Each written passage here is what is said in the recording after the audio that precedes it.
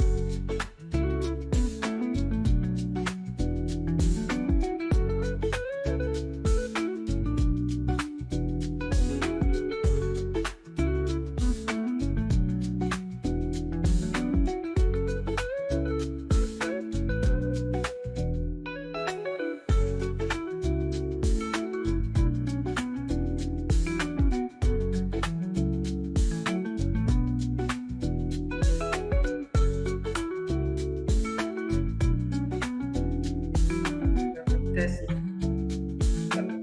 Test.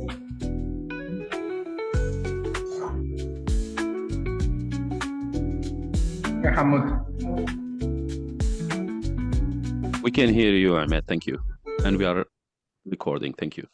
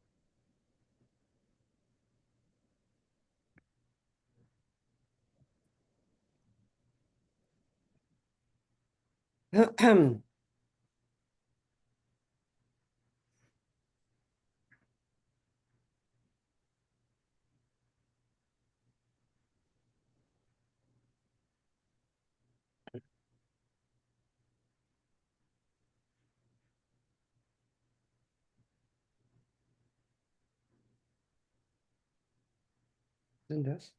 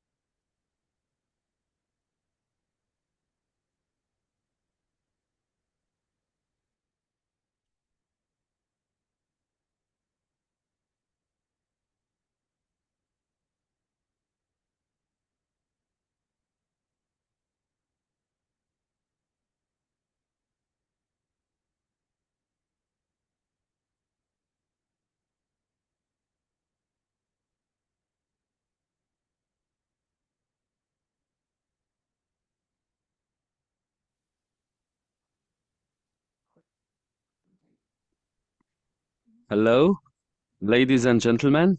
Welcome. I'd like to welcome you to this webinar, ladies and gentlemen, esteemed colleagues, scholars, research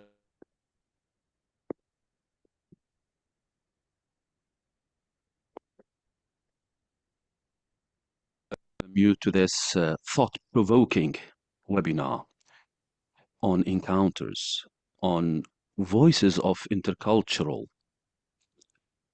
understanding and misunderstanding, which is convened under the banner of the second International African Congress. This gathering unites brilliant minds from diverse disciplines, diverse geographies, countries, contexts, and cultural backgrounds, converging to reflect on the intricate dance of dialogue, of culture, and migration. I'm going to speak first about the journey of words, the journey of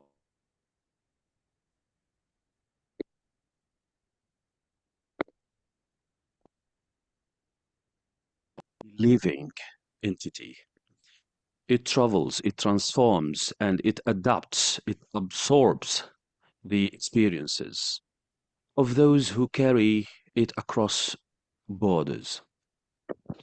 embedding histories and worldviews within its very fabric. Consider the word sofa or a sofa, which in its original Arabic from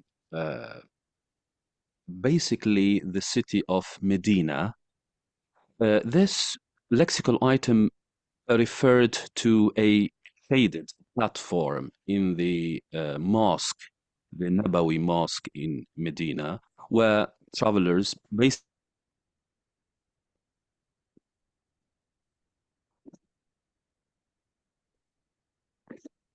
found rest in this sofa. As it journeyed through Turkish, then French, then English, then other European languages, it retained its essence, a place of comfort, hospitality, and conversation and learning. Simple piece of furniture, yet one that embodies the quiet power of cultural exchange. Similarly, the word safari or safar, originating in Arabic, brought by Arab traders to the Eastern African region, originating in Arabic, meaning journey or travel, migrated itself into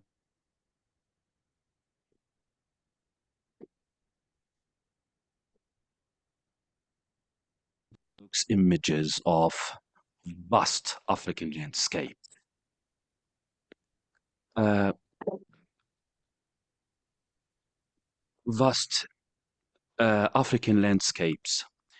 And certainly it is being reflecting the true essence of movement, of people, of ideas, of knowledge. These linguistic journeys, like sofa and safari, serve as a metaphor for our shared common experience. We too, human beings, we are shaped by encounters, by the uh, voices we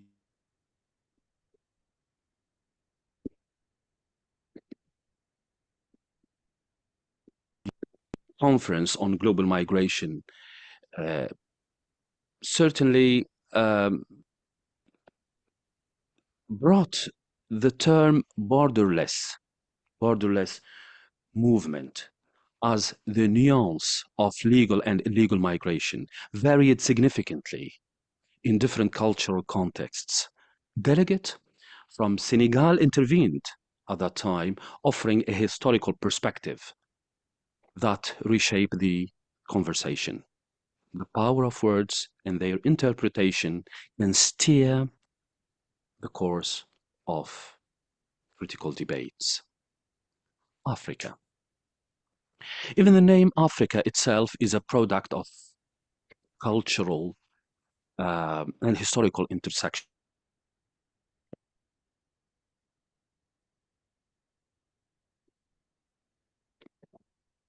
Called Africa in the Punic era. It was later adapted into Ifriqiya by the Arabs, referring to what is now Tunisia. This historically rich land, Tunisia, has long served as a gateway between civilizations. From Phoenician traders, basically, and Roman conquerors, to Arab scholars and European merchants, Tunisia, as a microcosm of Africa, has played a fundamental role in shaping the continent's culture and the encounters, also shaping the continent's identity. The intellectual legacy of Ibn Khaldun,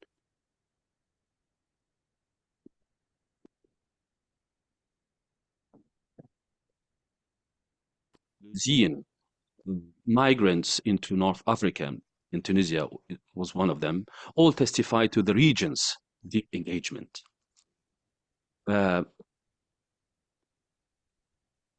Deep engagement in intercultural encounters. These are not mere historical anecdotes, but vivid reminders that Africa has always been a space for dialogue, adaptation, and transformation.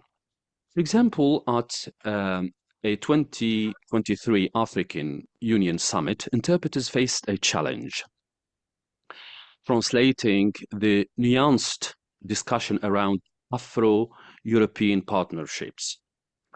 Different linguistic and pragmatic, I would say,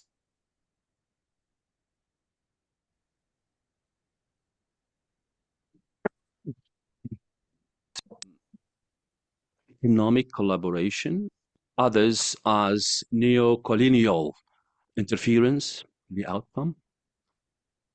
The outcome is, well, a consensus on redefining, reconsidering, revisiting terms to foster mutual understanding, provoking some debate and proving that the very words we choose shape our interactions, our meetings. Now, linguistic encounters, when words fail or flourish, language is our first gateway to understanding. Yet it can just as easily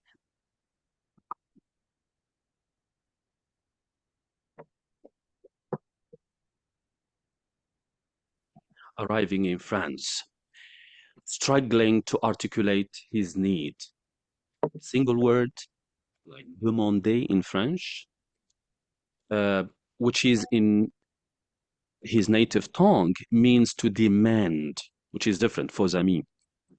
But in French means just to ask, results in unintended tension between him and a social worker. A moment of misalignment, a widening scope of misunderstanding. Contrast this with the experience of Ibn Battuta, the legendary Maghrebi traveler, with an ear attuned to linguistic nuances. He navigated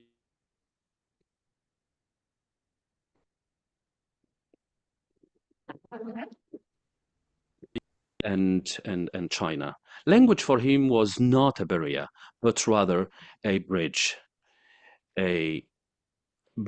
for diplomatic tool that fostered connection. Others saw division.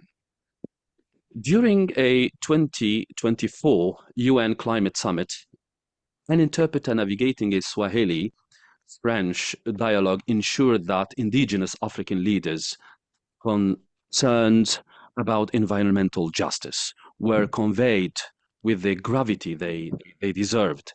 A mistranslation of sacred land as protected land nearly shifted policy discussions. An example of how precision of in language matters.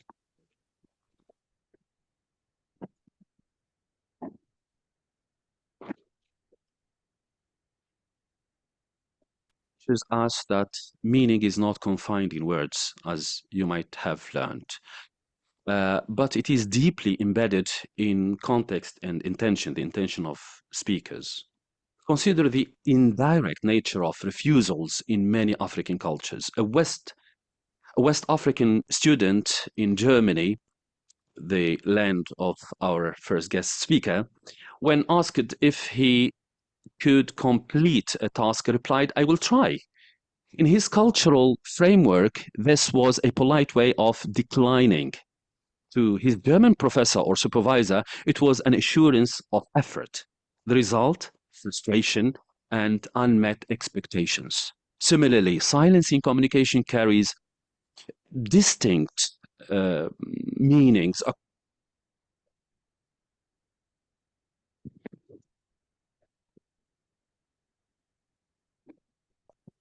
It may be interpreted as hesitation or disinterest.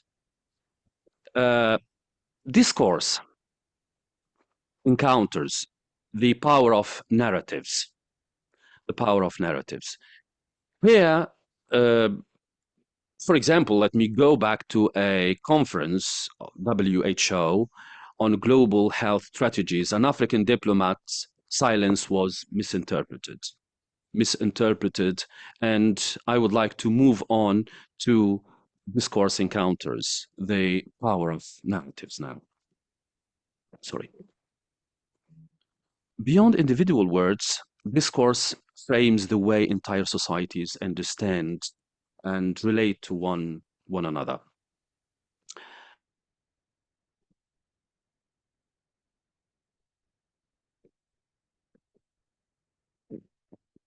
Scholar, North African scholar, invited to a European academic conference, realizes that discussions on history are framed exclusively from a Eurocentric perspective. The discourse of discovery and enlightenment overlooks the voices of the colonized, leading to frustration and the need for counter narratives and truly reflect shared histories. Conversely, in Mali, the griots, the traditional storytellers, serve as living archives of history. They are the guardians of history. They use oral traditions to preserve memory and teach younger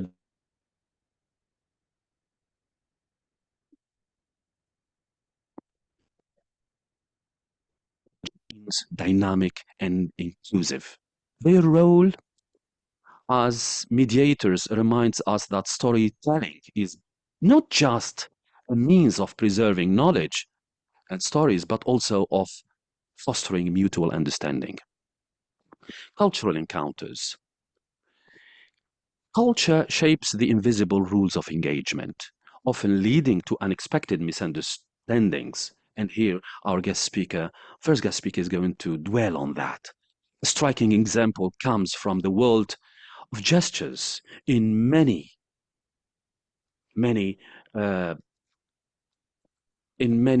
sorry, I missed the slide. In many Arab cultures, raising an eyebrow can signal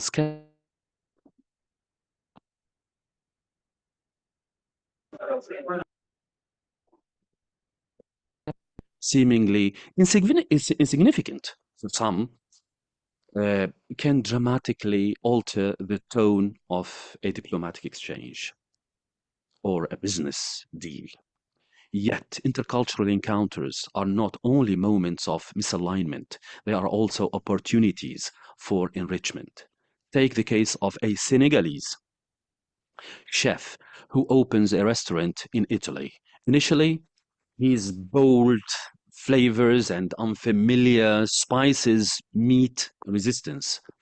But over time, his craft transforms the restaurant into a hub where both locals and migrants share meals, exchange stories, and ultimately create new traditions.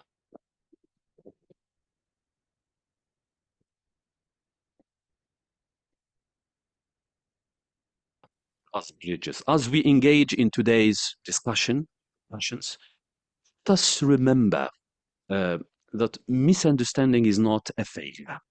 It is an invitation to listen, an invitation to adapt, an invitation to engage with humility, whether in translation, in migration, or in everyday interactions.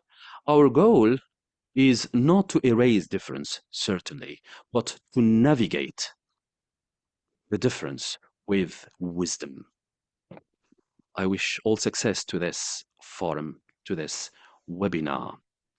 But before I move on to welcome and announce our first guest speaker,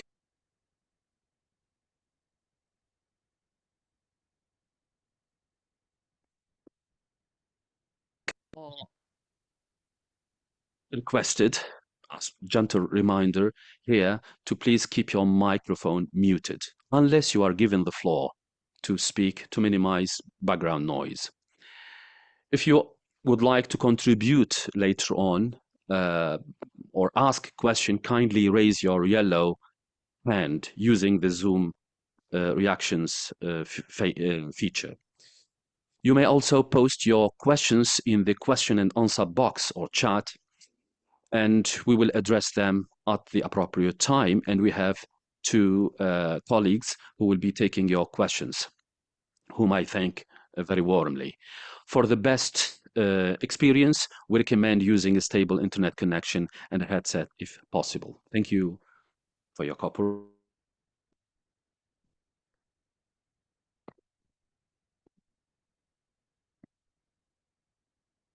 First guest speaker. It is now my distinct honor to introduce our esteemed guest, Professor Julian House, a pioneering scholar in translation studies in intercultural communication. Professor House has profoundly shaped our understanding of how languages, discourse, and pragmatics intersect on the global stage.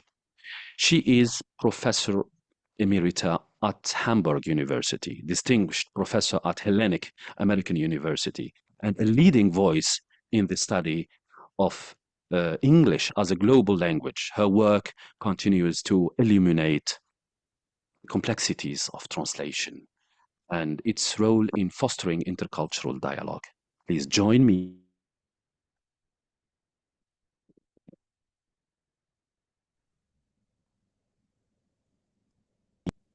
And I hand it over to Professor, and I would like to call her Juliana. She's a very close friend of mine, of ours, of Tunisia.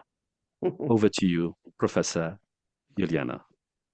It now says that you have deactivated the sharing of the screen, Hammouda. Is this correct? Yes, how about now? Can you try it now? I'm trying it, but it says the host. Yes, I have opened it right now. I think it's open. Sorry for that. Please. Okay. No, Yes. still you still deactivate. I don't know why you deactivate. You block me. Oh, really? Seriously, it still says in German. I translate. The host has deactivated sharing of of my screen, which is odd. Let me try again. Try again, please. Now it should work. Now I'm trying it. Yes. Yes. But now my where's my presentation? It disappeared for some reason. That's odd. It shouldn't disappear. Sorry, this is very odd now. I had it before.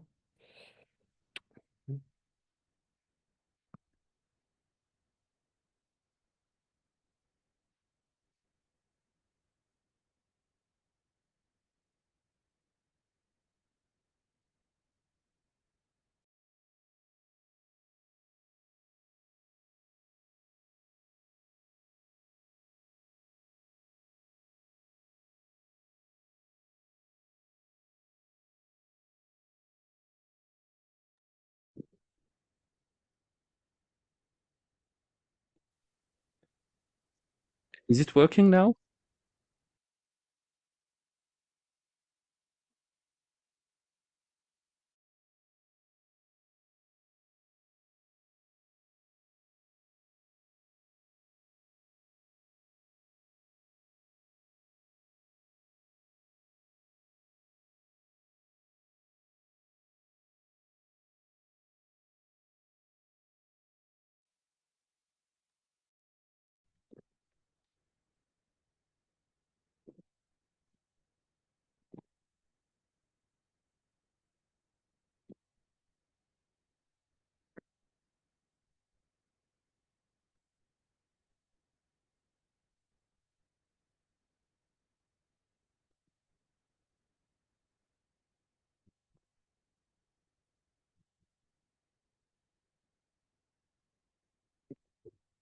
I think now the share screen is working.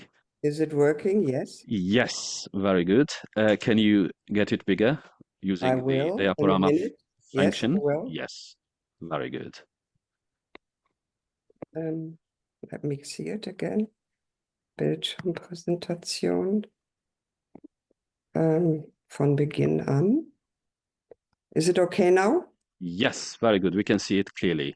Okay, very good. Now, Good. The floor is yours. thank you very Dear much. Juliana. Anyway, Thank you.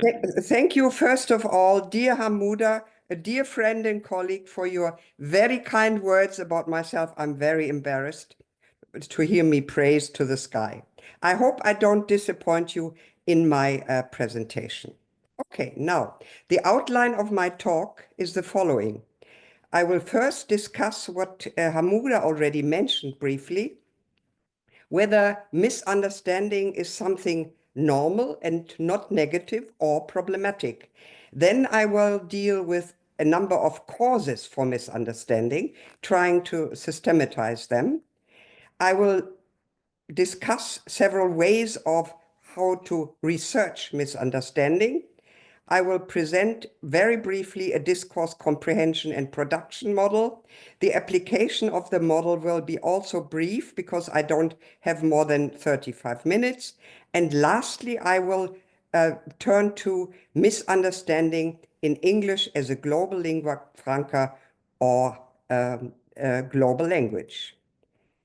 First of all, we can see that there are two basic opposing views of misunderstanding. One by the famous ethnomethodologist Schegloff, who says that talk in interaction is built for a whole effortless understanding.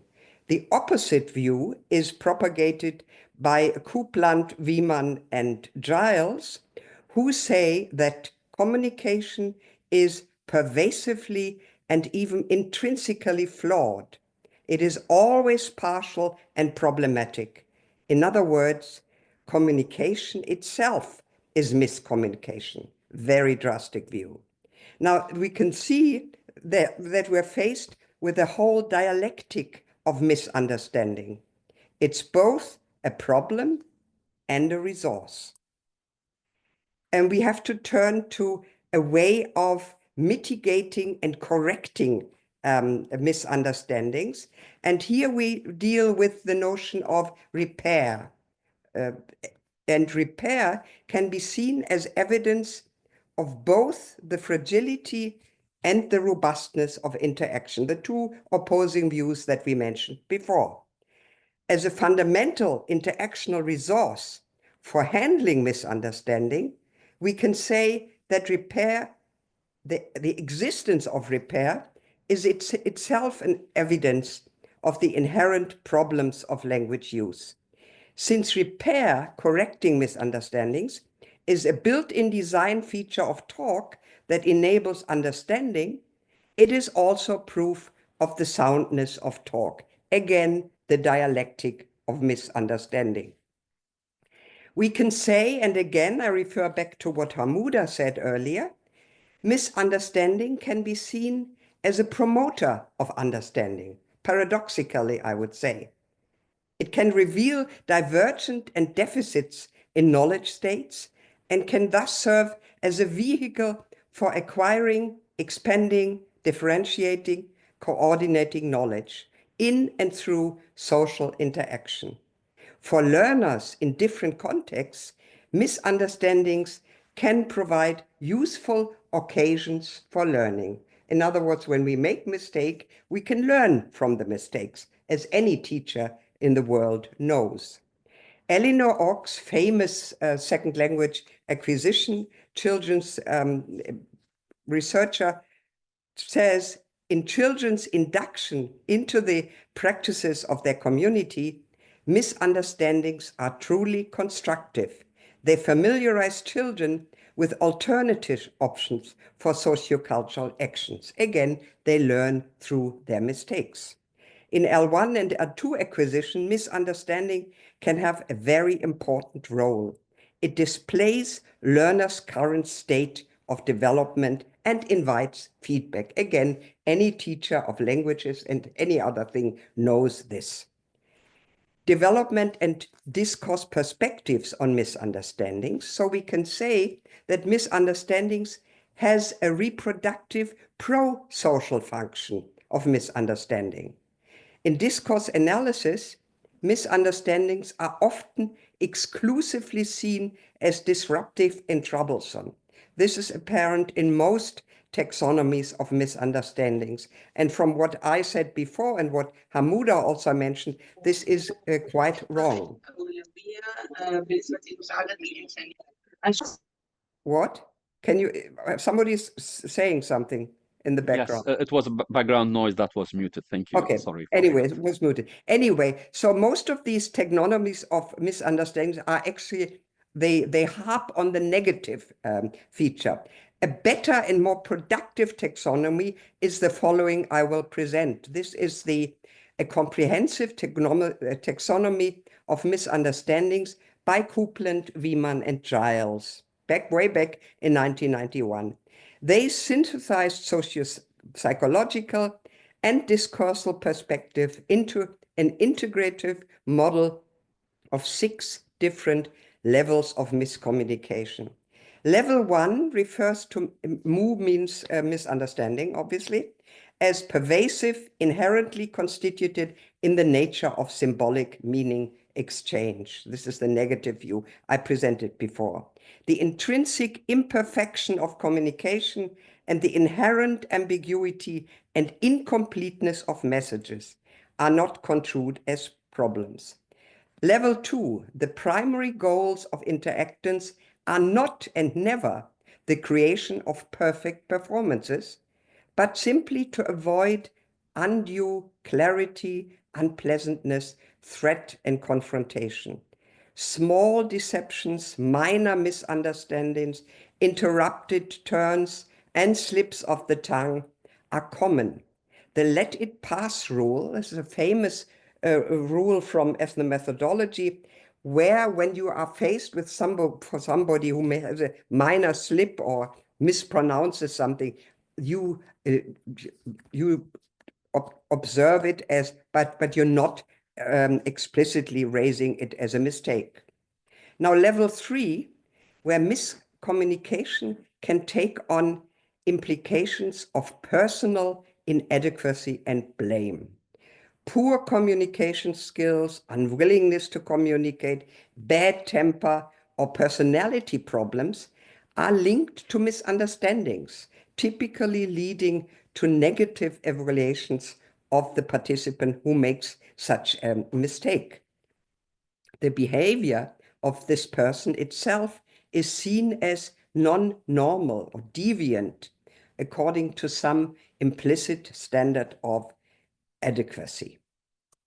At level 4, where very interesting, we can see that misunderstandings can be used as a strategy.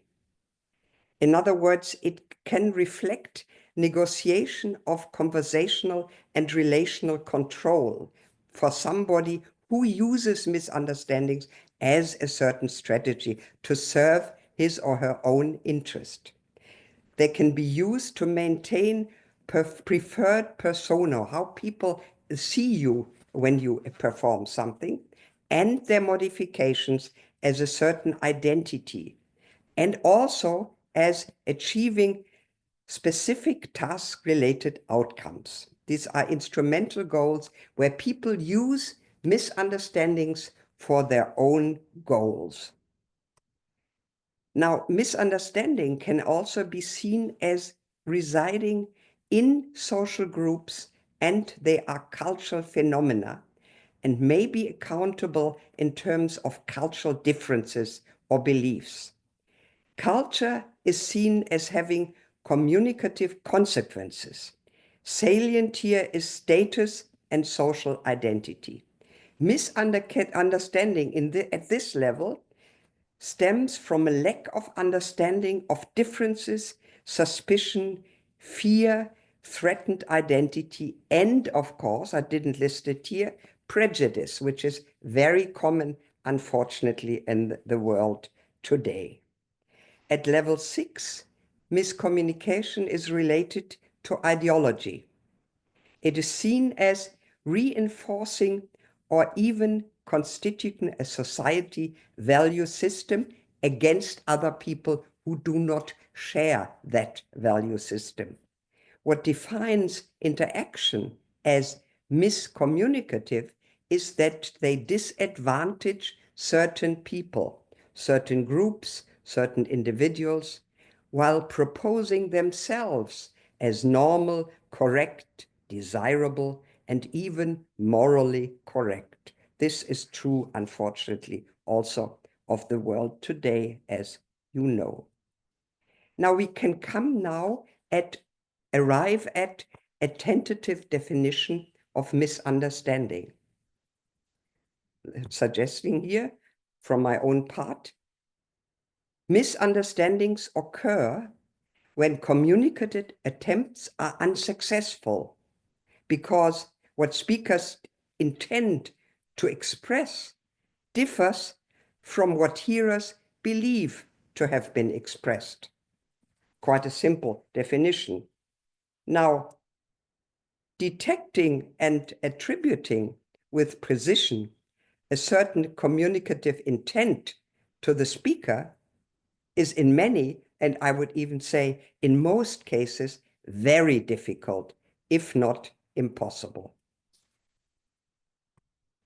Now let me talk now about the diversity of causes for misunderstanding in intercultural talk. Now what happens? Something happens again. I don't know what it is.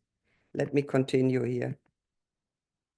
Yeah, this is the diversity of cause. Can you hear me again?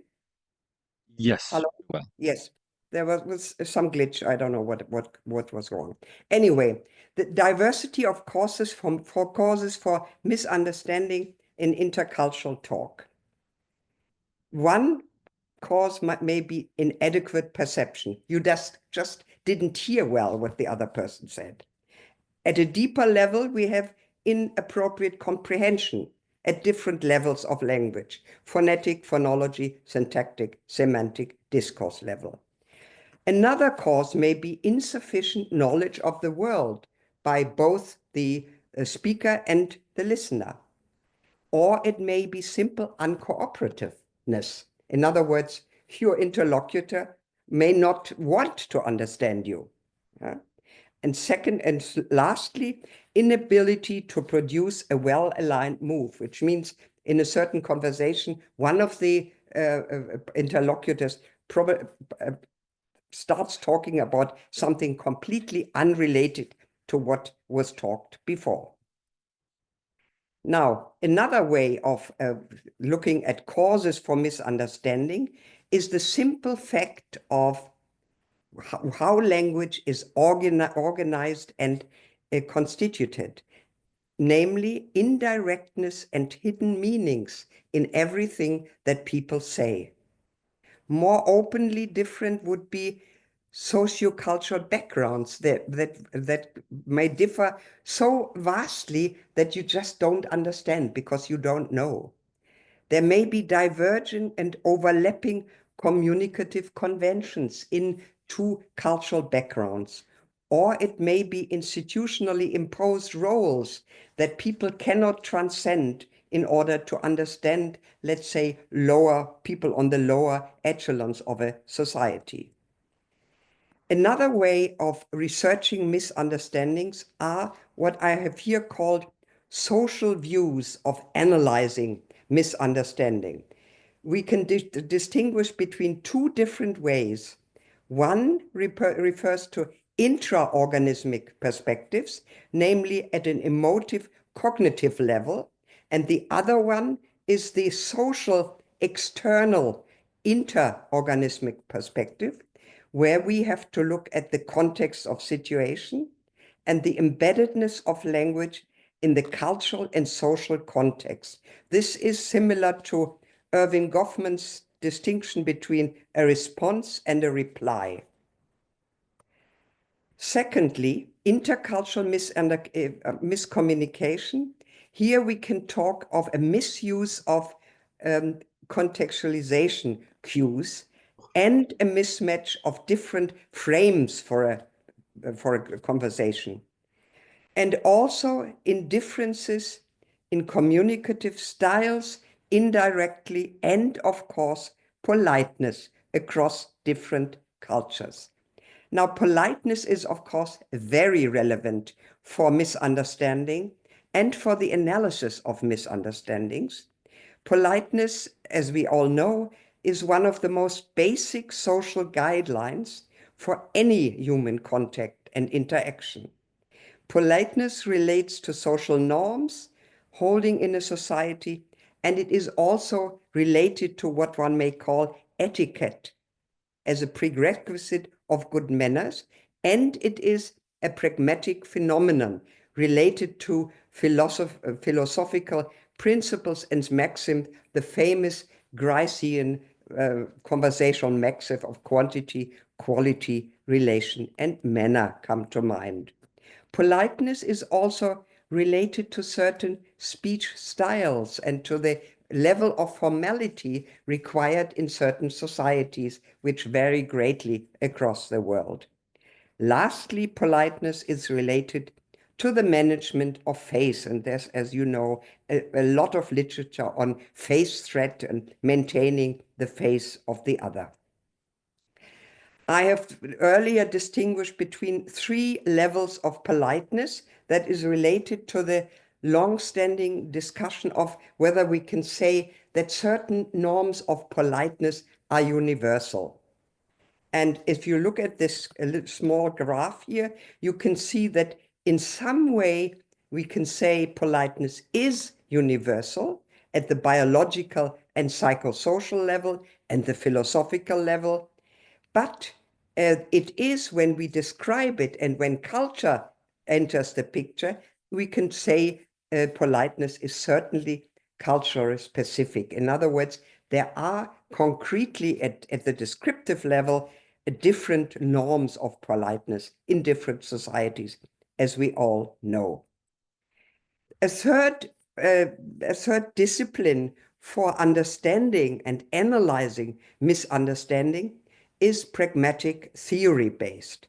Here we focus on everyday interactions between members of the same speech community, where we also see a lot of misunderstandings, and more concretely, members of different speech community. The questions we here ask when we analyze given misunderstandings are quite simply, we want to find out, what did the speaker say? What was he talking about? Why did he bother to say what he said? And why did the speaker say what she said in a way she did and not in another way? These questions help in the analysis of misunderstandings.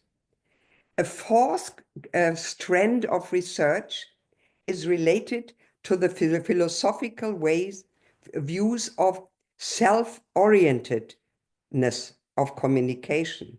Here we look at when people interact, they are 2 basically separate entities. In other words, everybody is a world unto his or her own. Like dancers, 2 dancers dancing on their own. The speakers are basically, from this view, self-oriented. That relates to views of the self-centeredness of communication. And if you concentrate on yourself, that obviously leads to misunderstandings because you don't really hear or you don't want to hear what the other person says. And then fifthly, we have what I've here called the psychopathological views of misunderstanding, which goes back to Sigmund Freud's famous psychopathology of everyday life. And here I am adapting what Sigmund Freud famously said. This relates to the speaker's mental processes and states. Misunderstanding here result from interactants' mindless, automatic, and non-thinking behavior. We all know when somebody talks to you and you're not really interested in what that person says, and all of a sudden you talk about something completely different because you didn't really think this was relevant to the conversation. Automatized actions without conscious mental control lead to interactional slips and misunderstandings. For instance, somebody talks to you about how horrible he's finding himself, he has a headache and feels sick and etc., always complaining, and then you don't listen to this because you're concerned about something else, and you say, how wonderful, this is great, or whatever. Basically, totally misunderstanding and even offending your interlocutor. This psychopathological view relates to a big research trend of schemata, scripts, and social episodes enabling speakers to predict upcoming move. In other words, you don't really have to listen to all the details that are being said, because from your knowledge of the world and from your knowledge of language, you can actually have a lack of attention to your interlocutor's real input, but this often also leads to misunderstandings because you do not pay attention that is necessary. Now, lastly, we have the information processing approaches, where discourse comprehension and production models come to mind. This approach assumes the existence of scripted behavior, cognitive plans, frames, and schemata in your mind that help you to interpret what goes on when you talk to somebody else. Now, the model I will very briefly, because how much time do I still have, Hammouda? I don't know. Am I already above the limit? Not yet. You should be finishing around 120, 125, between 120 and 125. Still have some 5 minutes. Okay, 5 minutes. So this model, which I very briefly showed to you, operates on two levels, an upper conceptual and a lower linguistic levels. And here it is. We start from the input, what somebody says to you, and the upper level, as I said, is the cognitive. You have certain goals for this interaction, and which leads to an operant discourse frame. Then you predict what the person says, and you decode at the lower linguistic level. You'd arrive at a certain meaning, and then you immediately, that's the center of the model, you have a gut emotive and cognitive reaction, either positive or negative. You choose a certain strategy, you come up with a plan, and then you encode. In other words, you say something, okay? I cannot deal more with this.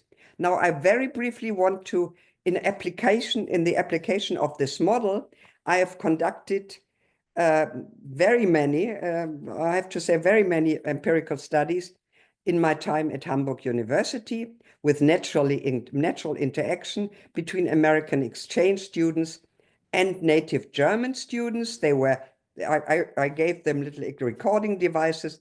They self-recorded themselves, and I conducted retrospective interviews.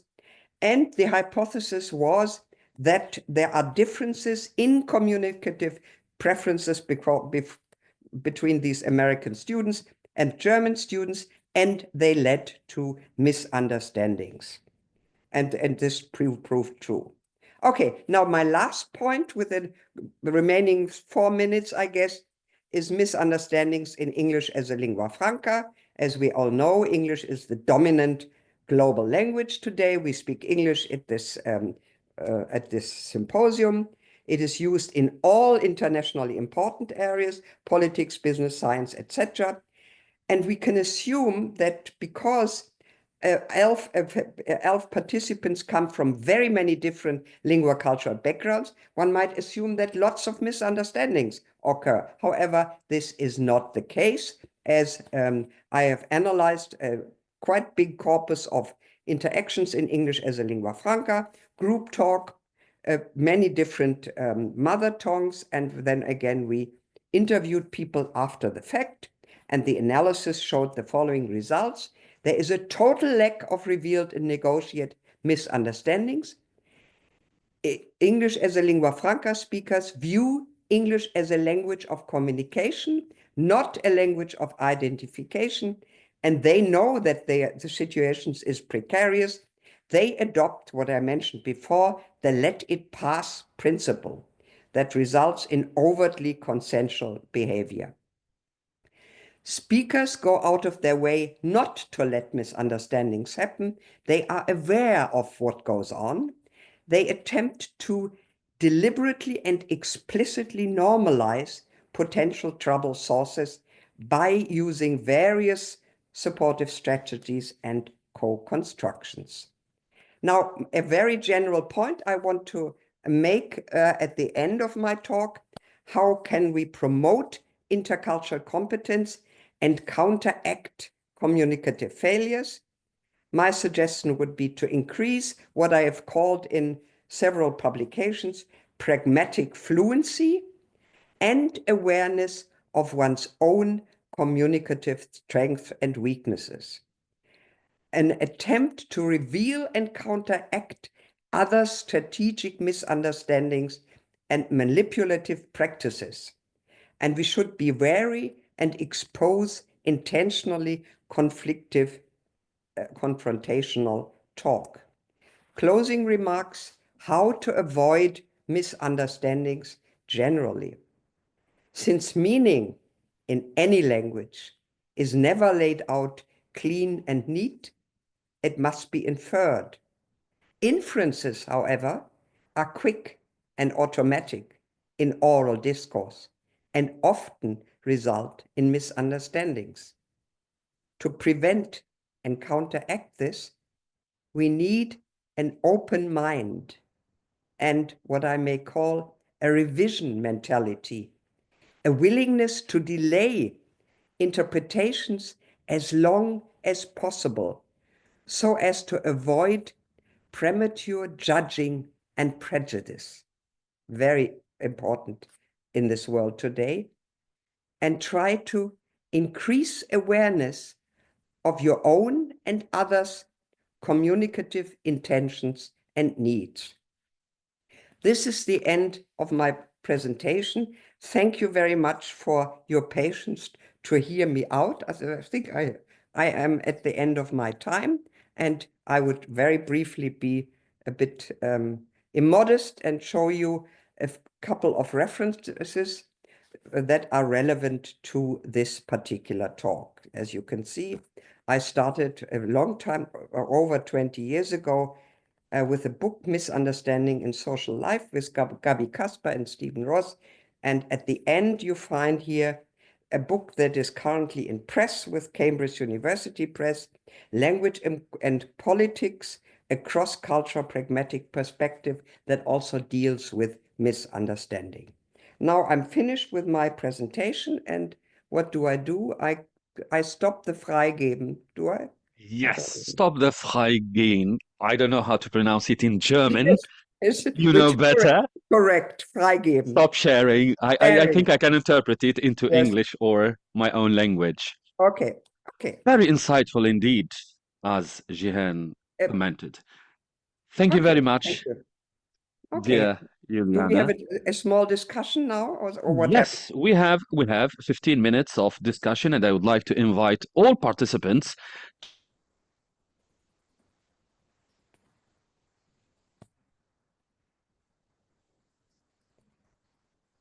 and to take the floor and ask the question live.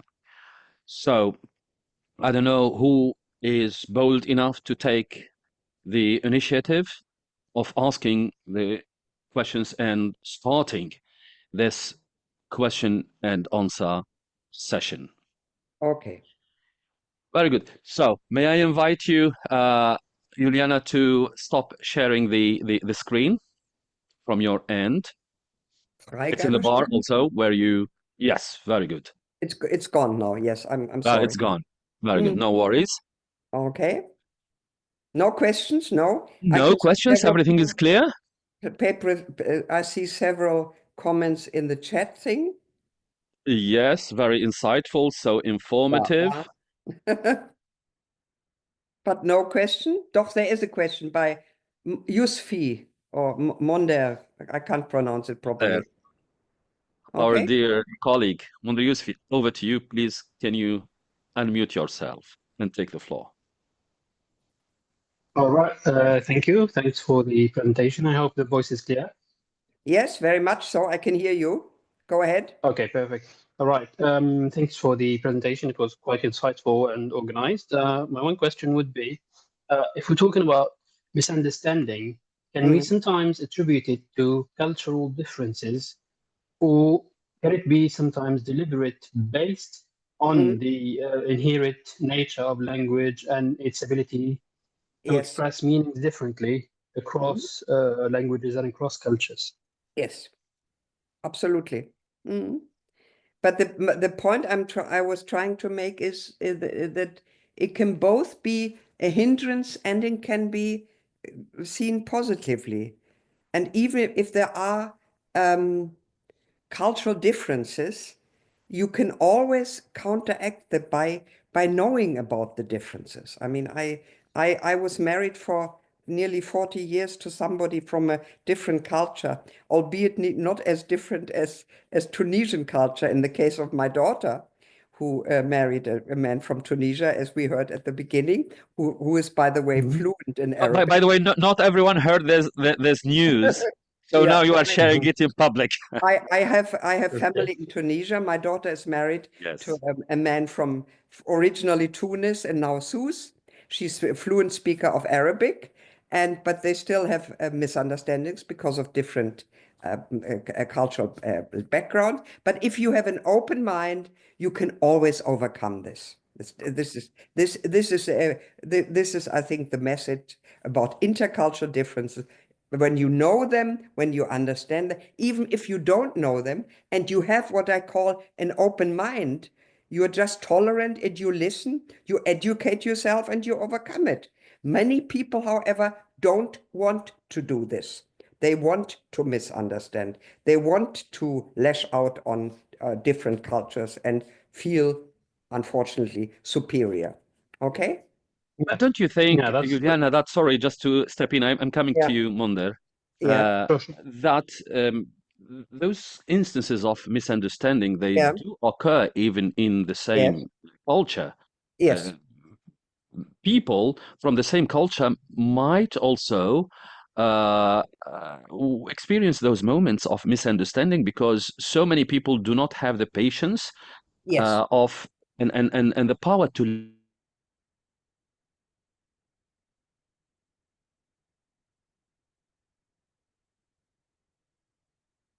Can you hear me now?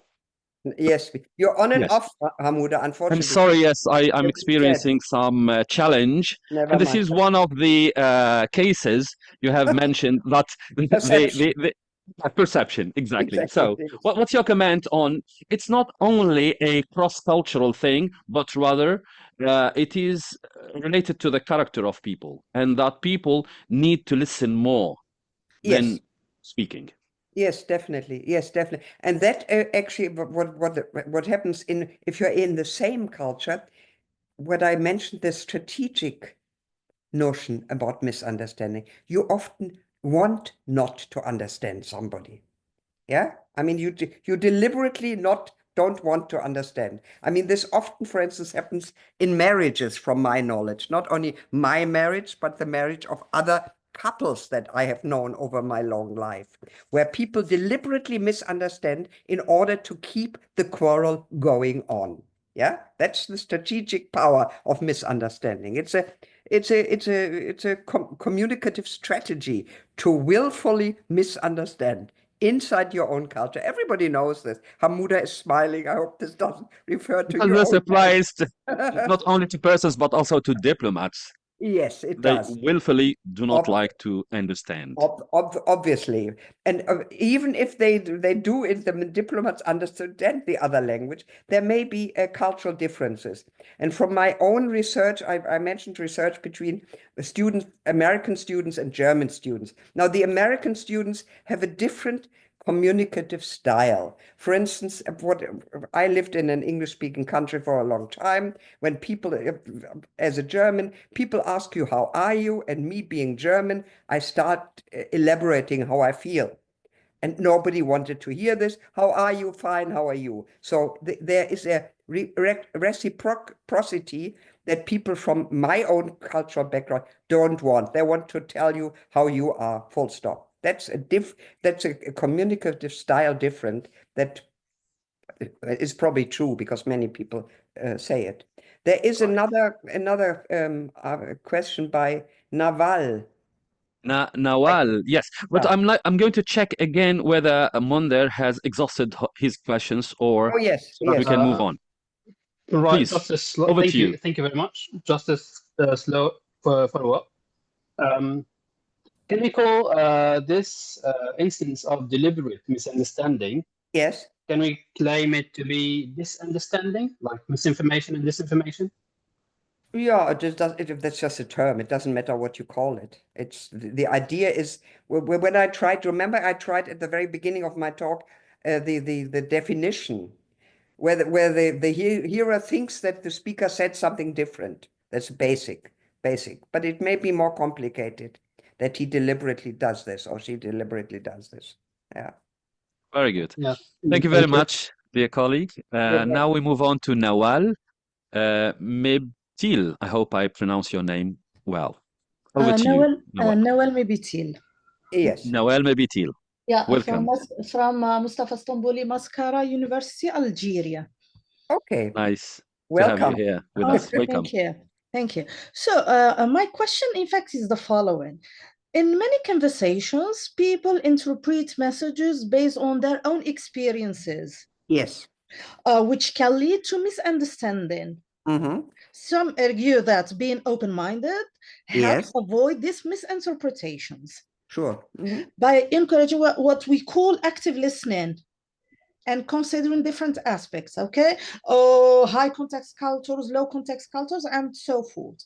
So is open-mindedness the most effective way to avoid misunderstandings in communication, mainly in cross-cultural communication and in intercultural communication? And thank you. Yes, active listening, etc., is fine. However, it's not a question only of listening. It's a question, I mentioned this in my talk as well, of your knowledge of the world. You have to know. If you know a lot of things about the backgrounds of your interlocutor, that helps as well. It's a matter of knowledge. And may I comment on when you say low context and high context cultures? I would definitely argue against this. This is an essentialist grouping of different cultures. Don't believe this. There are, I mean, this is full of prejudices. The low context cultures are different from the high This is how can you say that? That entire cultures are the same. Inside cultures, there are lots of differences. Yeah, I mean, I don't want to blow myself up as a teacher, but I would definitely not buy such essentialist thing. That would lead us the infamous division of the West and the rest, which is Huntingdon, etc., where there's most of the prejudices against Arab cultures come from this type of dividing the world into certain types of cultures. We should beware of generalizing, seriously. Everything is more complex than these generalizations.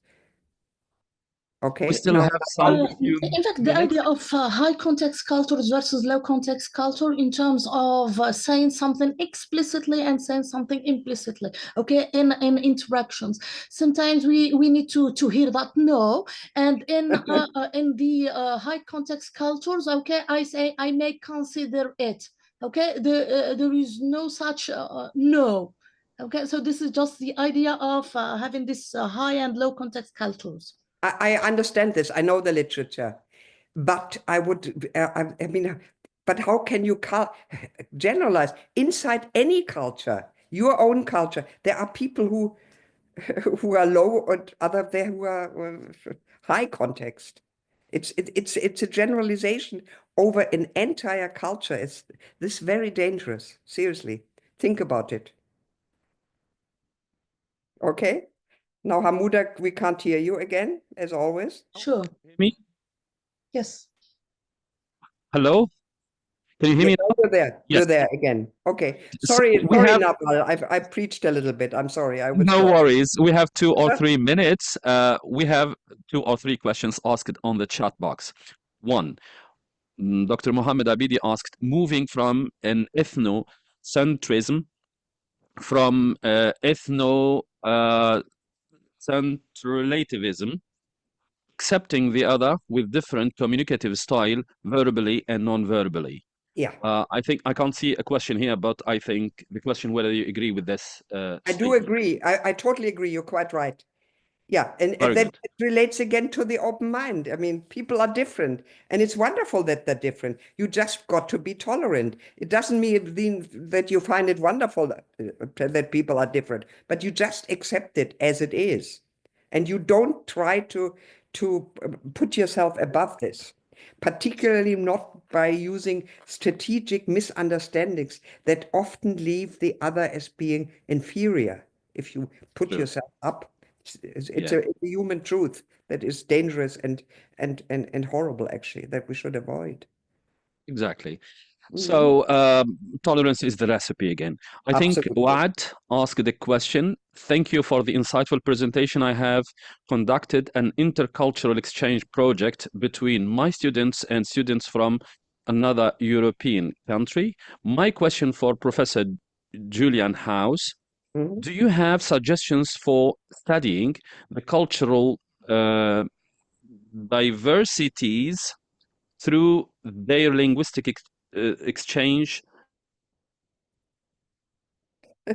No, we can't hear you again, Hammouda. I'm sorry. You have to repeat it. In the chat Sir, box? can Yes, I read please. the question for her? Jihan, can you read it, please? You Okay. read it because he was muted again. Where Yes. is it Yes. Wad? Yes, Wad, please. We can hear you. I think it was sent to me privately. I can't Let me find. read Yes, it. I can't find her question. You can't find, yes. Thank you for the insightful presentation. I have conducted an intercultural exchange project between my students and students from another European country. My question for Professor House, do you have suggestions for studying the cultural diversities through their linguistic exchange, letters, emails, output, etc.? This is exactly what I did. I didn't do it through emails, etc., but it doesn't really matter. What I did was you record what people actually said, you transcribe this, and then you try to analyze it. You need certain categories. I have categories we wrote in interactional grammar. So you have to have certain discourse categories to analyze this. Once you've analyzed it, the misunderstandings or something where something went wrong, you actually interview the people who produced either the email or the oral contact, etc., how they came to this misunderstanding, how they would interpret it. Yeah, that's just, in other words, recording, transcribing, analyzing, and then having post hoc, as we call it, post hoc interviews about what happened. Yeah.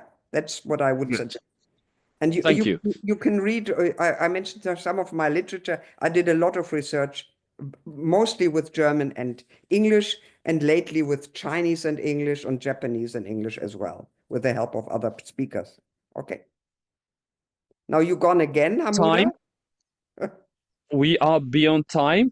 Let me take 1 or 2 questions very quickly. Jihan, can you please pick up 2 questions? Yes, sir. Thank There you. is question by Hajar Ghaffari.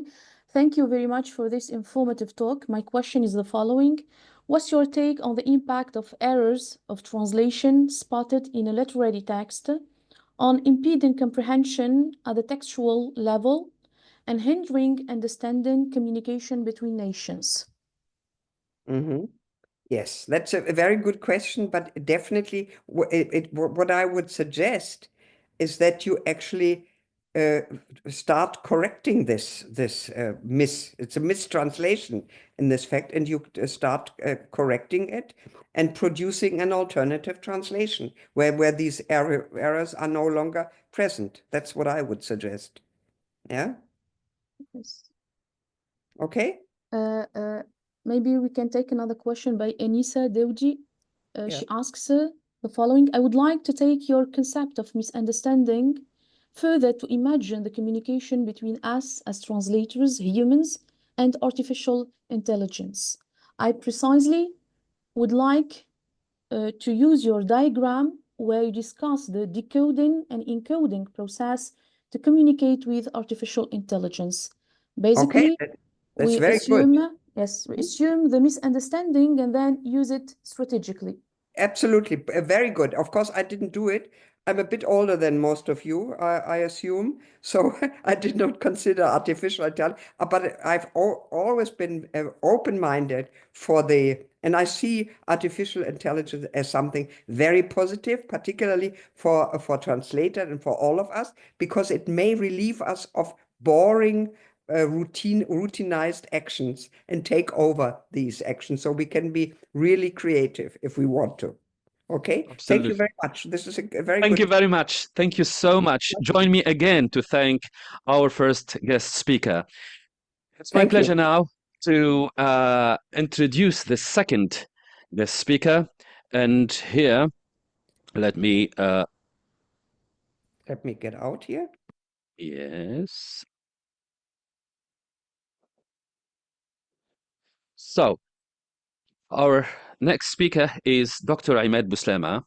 And Dr. Ahmed Bouslama is an assistant professor specializing in American politics, history, and foreign policy, holding a BA, MA, and a PhD from Manuba University. He has been a Fulbright.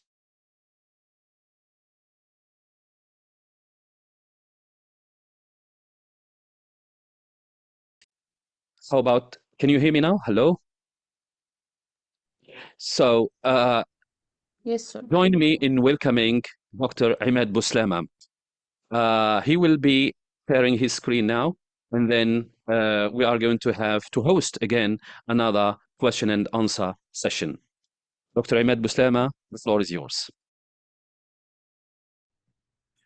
Thank you very much, Dr. Hammouda. Do you hear me? Yes, but can you please come closer to the mic or bring the mic closer? Okay, now? Yes. I'm not going to share my screen because this is the first time I No take worries. part in a webinar, so I'm more into face-to-face conferences, so I'm sorry for that. I can share my PowerPoint later on with Hammouda, and Hammouda can share them with all participants here. So first of all, thank you, Hammouda, for organizing this webinar, and it's an honor to join distinguished professors, colleagues into this forum to exchange ideas about misunderstanding, and I hope that we'll reach some kind of understanding more than misunderstanding. My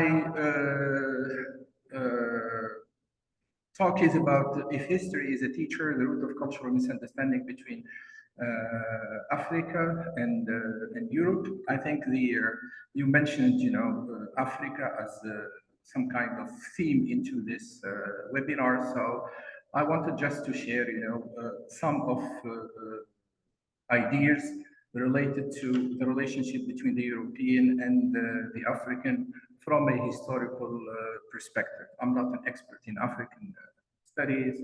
I taught, courses about African politics and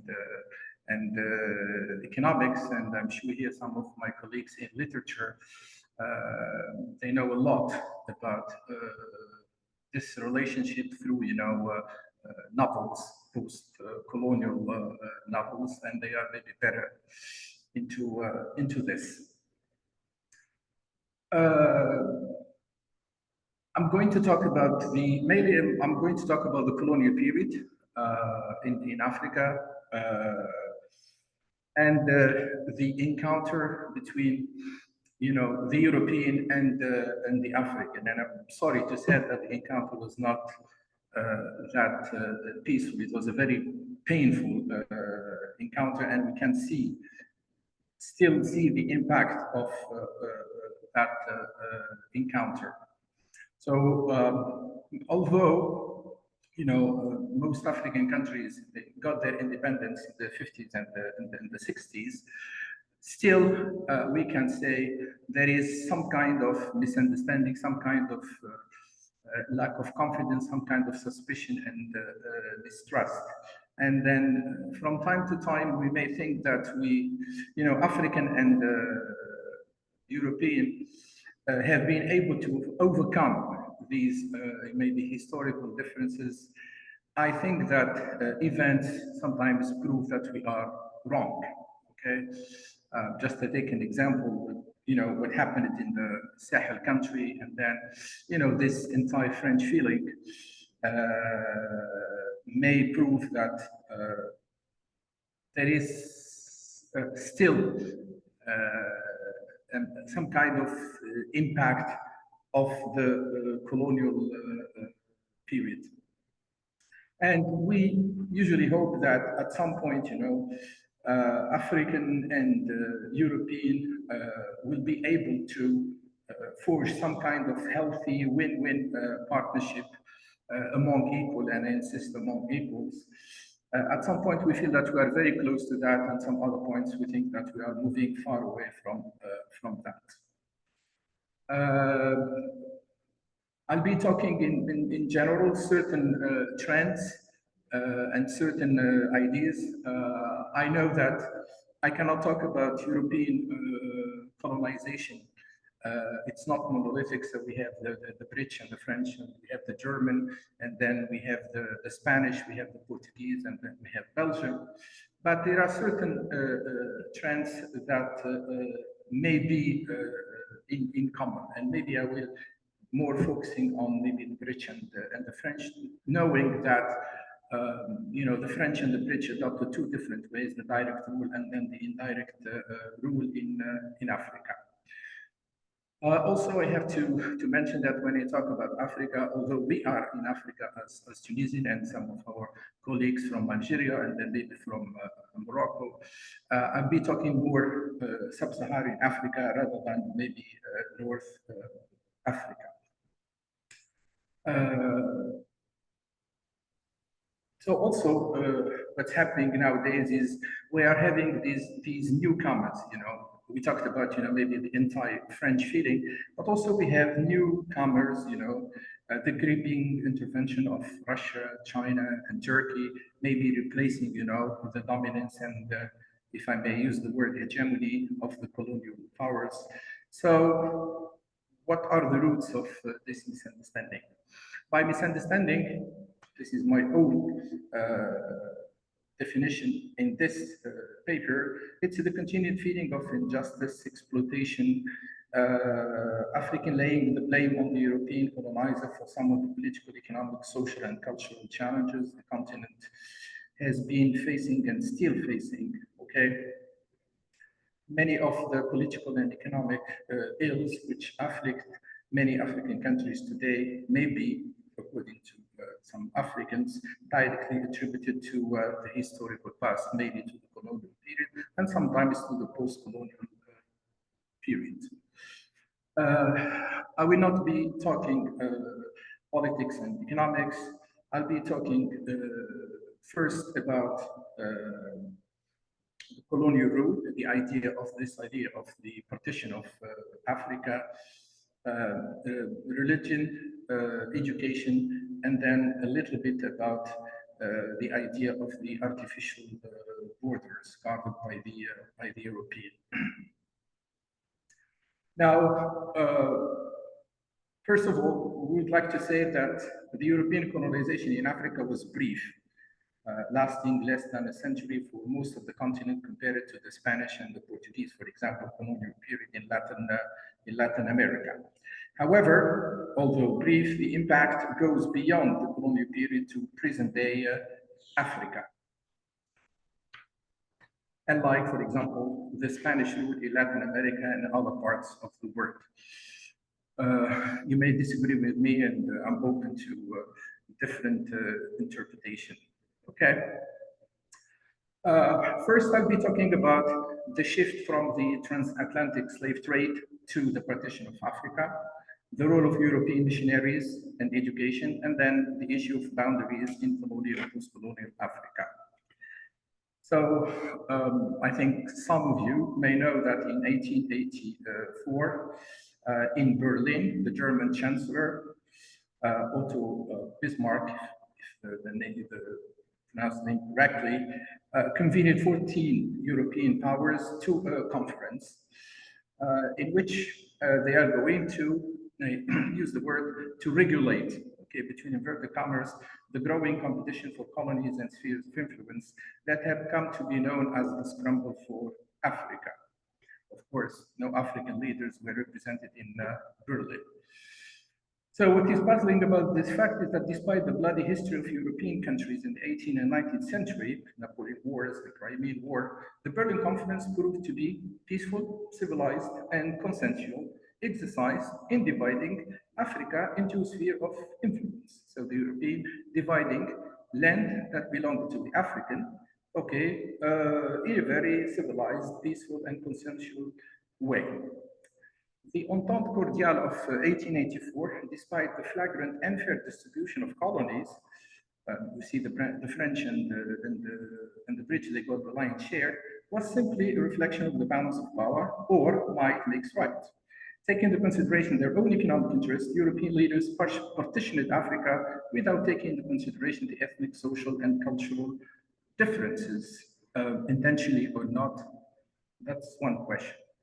Historically, European colonization was a strategic project to replace the transatlantic slave trade, which was banned in Europe and in the United States.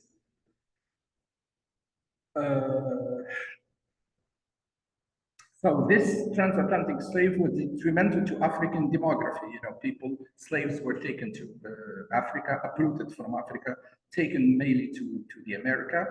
However, it left the lands and the minerals of African community in the hands of their traditional rulers. The slave trade affected the development of agriculture, local technology, and industries through the loss of skilled and unskilled people, but left communities to manage their economies. According to the new colonial mindset, African no longer be captured and sold as slaves, shipped abroad and kept alive. By colonizing Africa, entire African communities would be brought under subjugation and forced to work on plantation and in mines for their colonial masters for very little compensation. European colonization in Africa is just a reconfiguration of the transatlantic slave trade, or an advanced phase of the project of enslaving Africans. Why was Africa particularly attractive? Geographically, the continent of Africa was close enough to Europe. In that sense, it may be considered an extension of Europe. The continent was rich in natural resources. Africa was accessible from the coastal ports. The wealth of Africa, unlike that of Asia or the America, is cheaper in terms of transportation. Makes sense. In the European colonial project on the African continent, the colonizer made European cultural hegemony a strategy of human development, quote unquote, making entire African communities reject and abandon their customs and traditions, native values and modes of social organization, despite some resistance. And instead, they adopted European cultural values, institutions, and a way of life. And thus, to some extent, they lost their cultural sovereignty and dignity.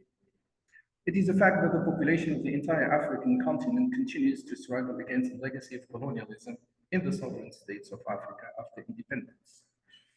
Because of the moral condemnation in Europe and the United States that led to the abolition of the slave trade, the European colonizer felt bound to offer some moral justification for the new form of slavery. In this part, I will focus on European colonial rule and the role of the missionaries in bringing Christianity and education to Africans. The missionaries came first to preach salvation and redemption. Later, they brought in their governments, when they have gained some ground on the continent, and then power was fully, at that time, was vested on the African people. So when the missionaries first came to Africa, they had the Bible, and you know this is a quote, they have the Bible, and we had the land. They said, let us pray. We closed our eyes. When we opened them, we had the Bible and they had the land. This is a very famous statement by Jomo Kenyatta, the Kenyan activist and prime minister. And the land here is used in terms of not just land, it means power and authority. So when European missionaries arriving in Africa, they saw a cultural pattern which they did not understand, since they judged it by European standards. Believing in the superiority of their own culture and their mission to purify the souls of Africans, they undertook to assail anything in African culture which they considered hostile to this objective.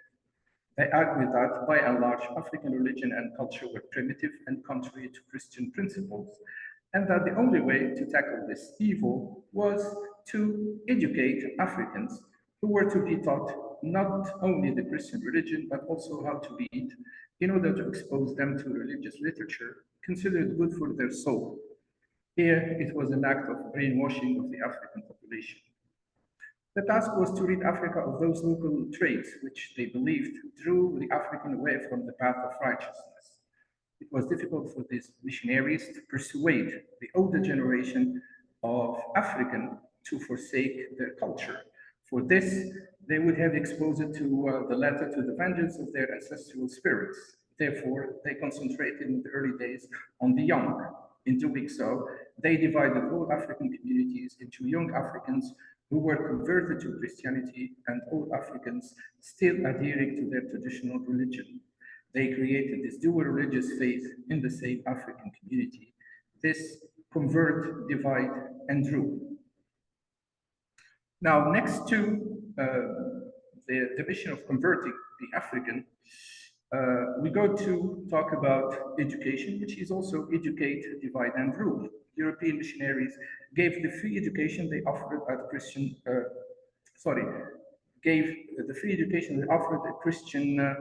bias. They taught the African to believe in one God, in the Trinity of the Father, Son, and Holy Ghost. They forced young Africans to take English or French. They were also forced to take biblical names. And also, to some extent, they were asked to abandon their primitive and meaningless culture. They also asked them to forsake their music, dress, dances, art, folklore, and to substitute European values in their place.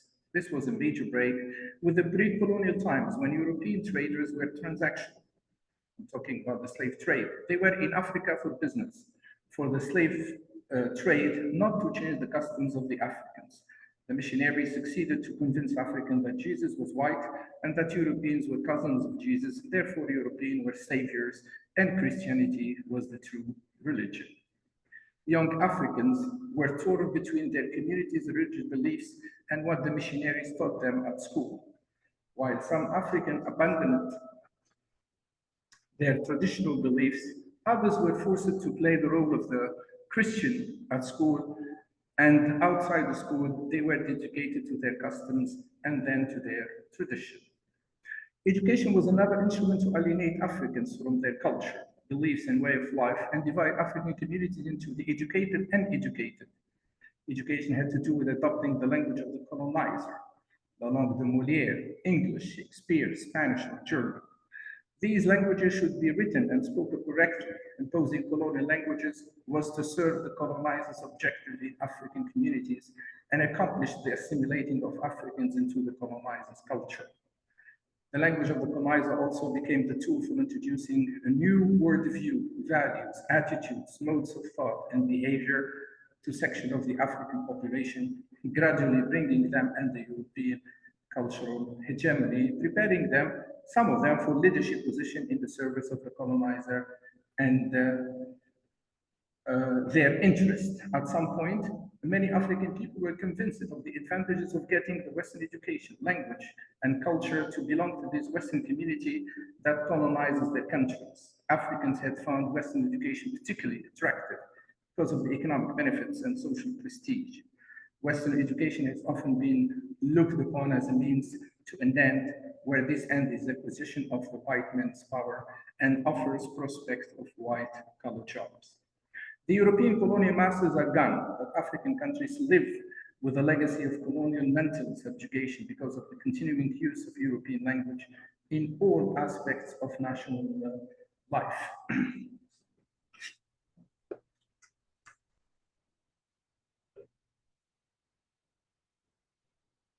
In addition to the conversion to Christianity, adopting the education of the language of the colonizer, many Africans dissatisfied with the status of inferiority against the Western culture try to follow European standards and Western dress, speech, and attitude habits.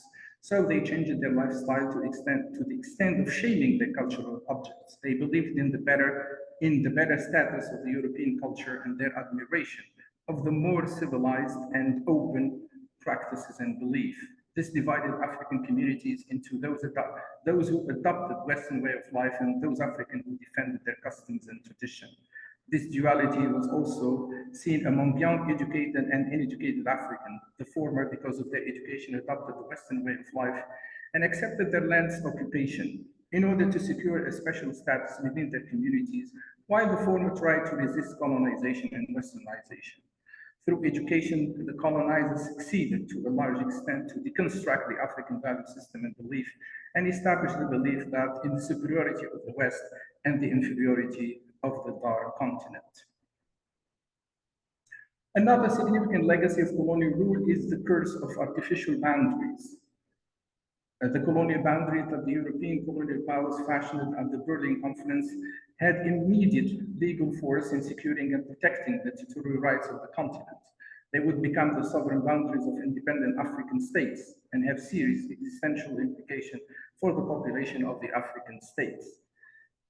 The arbitrary boundary of colonial jurisdiction encircled and brought population of diverse and often warring ethnic groups to live under the unified system of government, civil administration, common law, and legal administration. The ethnic communities were expected to be loyal subjects of their former rulers, but they were not encouraged to promote solidarity among themselves. The European curse of artificial borders invoked in Berlin has caused untold suffering in post-colonial Africa, with border conflicts and secessionist wars in many parts of the continent, resulting in over 40 civil wars, 10 million deaths, and 10 million refugees since 1980, and this is a quote. Dr. Bouslema, may I remind you to try to wrap up within 1 minute? Is this possible? Yeah, I'm concluding. Thank you. Yeah. Okay. So my conclusion is that at some point we see, for example, these Francophone meetings, we see this Commonwealth meeting, and then we are maybe feel and think that, you know, the misunderstanding is over. But as I said again and again, we are reminded that there is something maybe deep, something that goes back to the colonial period. And if I have to conclude, maybe I can borrow what our dear colleague Julian House said. Maybe an open mind would be the solution to this misunderstanding between the African and the European. Thank you very much. Thank you very much, Dr. Bouslema. Thank you for this very insightful presentation again. But there is a suggestion to combine both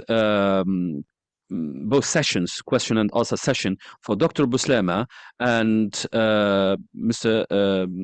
Dr. Petros Rameos together. So it's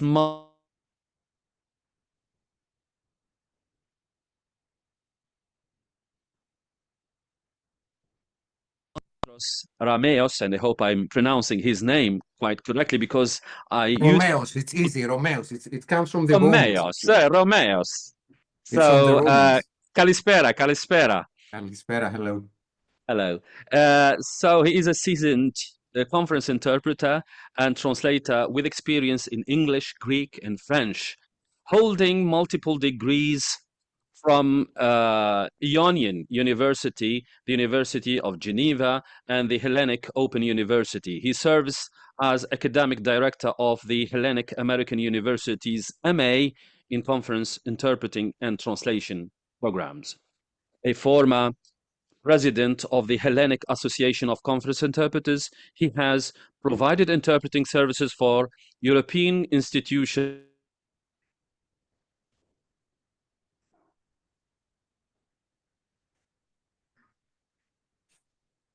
next interpretation of interpreters.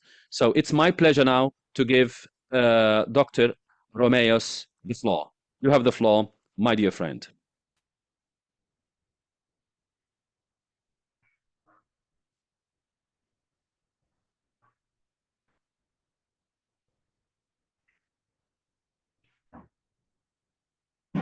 And in the meantime, I would like to invite Hello. everyone to put his or her question on the chat box or the question and answer, and get ready to ask questions later on. Thank you very much. Over to you, my dear Petros. Thank you, Hammouda. Thank you all for being with us this afternoon. The title of my speech, as you can hopefully see through my slides, is Bridging Worlds.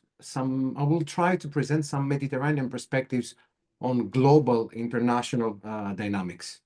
So with no further delay, ladies and gentlemen, esteemed colleagues, academics, fellow language service providers, it is a true honor and pleasure for me to be able to speak to you today. Sorry, let me change the slide. Okay. About the power and complexity of language in international relations. As conference interpreters, as translators, as cultural mediators, and faculty who teach students from across, I dare to say, in today's world, the globe, we navigate the fine line between complex concepts, between worlds, and between different meanings.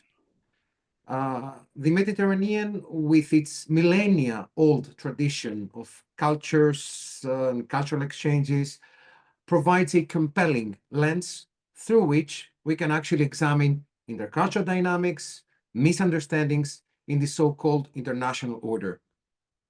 Now, misunderstandings in language are more than mere errors, as far as I'm concerned, and to my understanding. I believe that misunderstandings can lead to diplomatic tensions, business failures, and even geopolitical conflicts.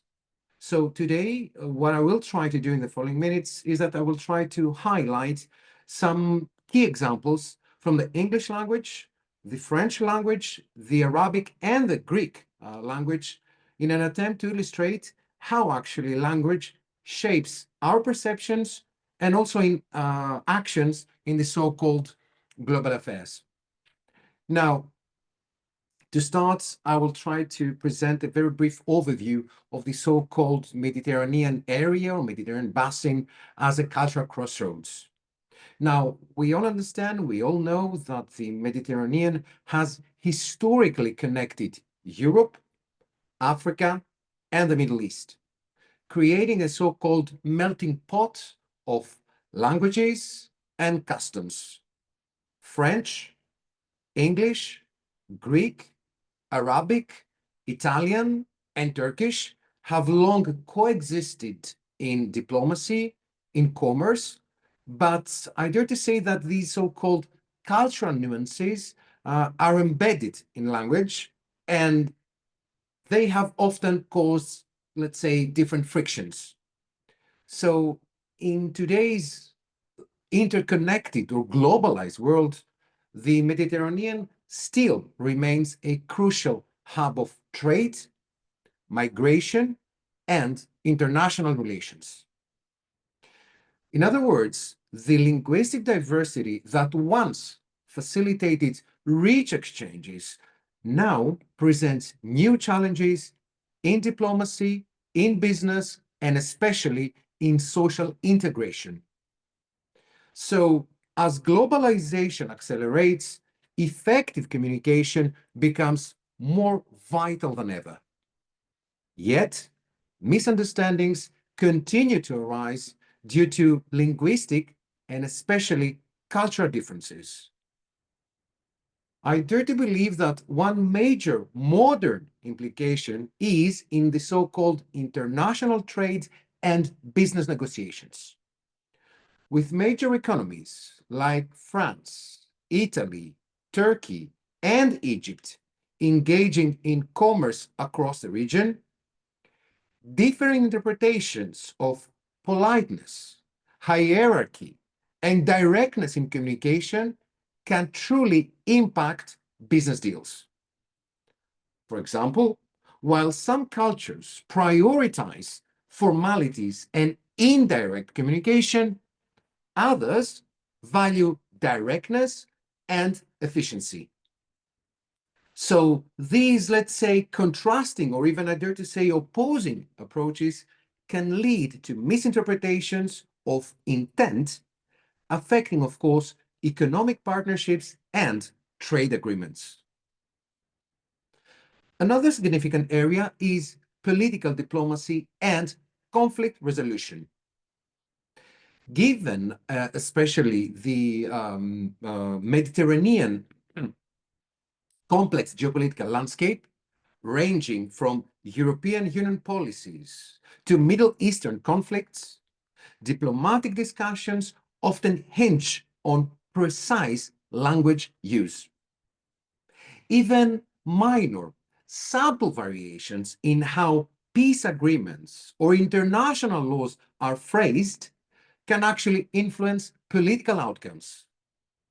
In other words, misinterpretations have, at times at least, led to tensions or stalled negotiations, highlighting the importance of skilled translators, skilled cultural mediators, skilled conference interpreters in high-stakes discussions. Furthermore, let's not forget migration. Let's not forget migration and multicultural integration, which do present today another modern, as we call it, or contemporary, if you wish, challenge. Dear friends, dear colleagues, dear academics from the so-called Mediterranean basin, our lands, our basin, the Mediterranean, is a major route for migration, with people from Africa, the Middle East, and Europe converging in diverse urban centers. So once again, language barriers can hinder immigrants' access to essential services such as healthcare, education, and even legal aid and assistance. Governments and humanitarian organizations must navigate these linguistic challenges to ensure effective communication and, of course, social inclusion.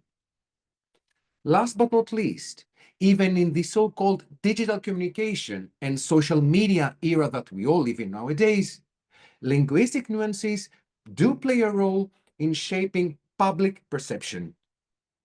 Social media, online news outlets, and entertainment industries operating in multiple languages must be really mindful of how messages are interpreted across different cultural contexts. In other words, a phrase that seems, let's say, neutral in one language might carry political or historical weight in another, influencing public opinions and, of course, international relations. So, in the minutes to come, I will try to present some case studies about some language-related misunderstandings. And as I said earlier in the beginning of my speech, I will try to extract some examples from many different languages: English, French, Greek, Arabic. Now, allow me to start with my first, let's say, case study about a misunderstanding. And I will refer to the use of the word liberalism in English or libéralisme en français, in French, I'm sorry. Now, in English, liberalism is often associated with so-called progressive, left-leaning politics. For instance, social justice, expanded government programs. Whereas in French, libéralisme refers to economic liberalism, meaning free markets and minimal state intervention. In other words, closer to what English speakers would call libertarianism or neoliberalism. During, in other words, trade negotiations between France and the UK or the United States, misunderstandings frequently arise because what? Because French politicians denounce liberalism as something negative, while their Anglo-Saxon counterparts assume they're talking about left-wing liberal values rather than free market economics. This difference has played a role in European Union policy disputes over economic governance. Now, allow me now to switch to an example from my side, from my country, from Greece. Now, there is a word in Greece which is called dropi. You can see it written in Greek letters, but also in Latin. Dropi, once again. So, the Greek word dropi is commonly translated as shame, or if you wish, embarrassment in English. However, allow me to say that in the Greek culture, we in Greece, when we use the word dropi, this carries a much heavier moral weight than its English counterparts. Allow me to provide an example. In Greek society, calling someone's actions dropi implies that they have betrayed some societal expectations and the so-called personal dignity. Whereas in English, shame and embarrassment can be used, let's say, lightly. For instance, we do say in English, oh my God, that was embarrassing. But dropi in Greek is not used casually. Now, once again, allow me to be even more specific, referring to the use of the word dropi. A famous misunderstanding occurred during the negotiations between the Greek government and the EU Troika. In other words, the IMF, the International Monetary Fund, the ECB, the European Central Bank, and the European Commission during the Greek debt crisis. Now, back then, Greek politicians used the word dropi to criticize austerity measures, intending to convey a deep moral wrongdoing on the side of the EU Troika. However, English-speaking officials interpreted this as a minor complaint about, let's say, embarrassment. This mismatch contributed to a lack of, allow me to say, emotional resonance to these negotiations, to the negotiations between Greece and the EU Troika. And as a witness of these negotiations, a person who worked as a conference interpreter during these negotiations, allow me to attest that that was indeed the case. And of course, I can also provide, through my speech and through my project, the references to that. Now, let me now switch to another language that I truly love. And I'm once again going to take the example of the French language. Now, well, let's go back to 2003. In 2003, during the lead up to the Iraq war, French Foreign Minister Dominique de Villepin gave a speech at the United Nations. During his speech at the United Nations, he opposed to the military intervention. His remarks, the remarks of French Foreign Minister Dominique de Villepin, were interpreted by English-speaking media as, allow me to quote, categorical opposition to war. However, in French diplomatic language, his phrasing suggested that France was open to further negotiations, but needed more evidence. On the other side, the English translation made it appear as if France was completely rejecting the US proposals. The misunderstanding in this case contributed to a major diplomatic rift between the United States and France, leading to the infamous Freedom Fries. You might remember from the French fries. The infamous Freedom Fries, which was a movement in America where French fries were temporarily renamed to protest France's stance against the intervention in Iraq. Now, to make a further, to extend my gratitude to the organizers from the North of African countries, I will attempt humbly to present another example, in this case referring to the French-Algerian apology, versus regret debate. Now, as we all know, the context in this case is the French colonial past in Algeria. Now, the relationship between France and Algeria remains tense. It remains tense due to France's colonial rule from 1830 to 1962, and the brutal Algerian War of Independence, which started in 1954 and ended in 1962.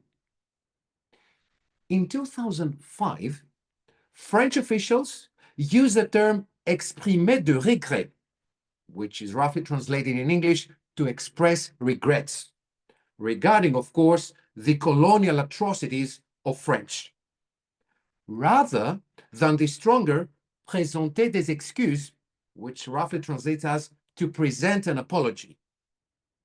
Now, to my understanding and to my research, in Arabic, the difference between regret and apology is crucial, as actually is also in Greek. Many Algerians perceived France's statement as insufficient, causing once again a diplomatic friction. So the lack of an official apology remains, to my understanding, to my research, to my knowledge, a major issue in the Franco-Algerian relations even today. Now, let me once again refer to another case study. I will now switch to another country that I guess we all know, and I'm referring to Libya. And I'm going to illustrate the case of the so-called state of the masses misinterpretation. So the context in this case is the Libya's political system under Muammar Gaddafi. In 1977, Muammar Gaddafi renamed Libya the Jamahiriya Arabiya Libya Shabiya Ishtirakiya. I apologize for my very, very bad Arabic. Now, the term Jamahiriya was not a standard Arabic word. It was coined by Gaddafi to mean state of the masses, as a contrast to Jumhuriya, which actually means republic. Now, in English, it was loosely translated as People's Republic, even though Gaddafi rejected the term republic. Whereas in French, it became État de masse, state of the masses in English, if you wish. État de masse, but many misunderstood it as État totalitaire. In other words, in English, totalitarian state. So this confusion contributed to Libya's isolation in Western diplomacy, as many assumed that Jamahiriya meant Gaddafi's absolute rule, when in theory, he promoted, once again, in theory, he promoted the so-called direct democracy, albeit, of course, let's be honest, in an authoritarian way. Let me provide another example. Now, we are now in Morocco, and I'm going to talk about the Moroccan-Spanish Parsley Island conflict, a rather recent event in 2002. Now, there was a diplomatic dispute over a very tiny Mediterranean island. In 2002, Spain on the one side and Morocco on the other nearly went to war over Perejil Island, or Perejil Island, Leila Island in Arabic, in other words, which is a very, very small, a tiny, uninhabited islet in the Mediterranean. Now, what actually happened was the following. Moroccan forces occupied the island, claiming it as Leila, which, to my research, Leila means in Arabic night. Now, Spanish media misinterpreted this as Morocco secretly preparing a nighttime invasion on the island. And as you understand, this misinterpretation by the Spanish media did what? Escalated the tensions. Back then, in 2002, Spanish Prime Minister José María Aznar described the occupation as una agresión grave. In other words, in English, a serious aggression, while Moroccan officials insisted it was a symbolic presence and not an invasion. What do I intend by that? Well, I want once again to say that the linguistic misinterpretation increased hostility, but thanks God, or if you wish, Allah, that's God, Allah's power, diplomatic efforts eventually resolved the issue without war between the two countries. Now, as an academic, as a conference interpreter, as a translator, allow me just to remind briefly our role. Our role as professional interpreters, as translators, as cultural mediators, our responsibility extends beyond literal translation, dear friends. We as translators, we as interpreters, we as linguistic mediators, we should understand cultural context.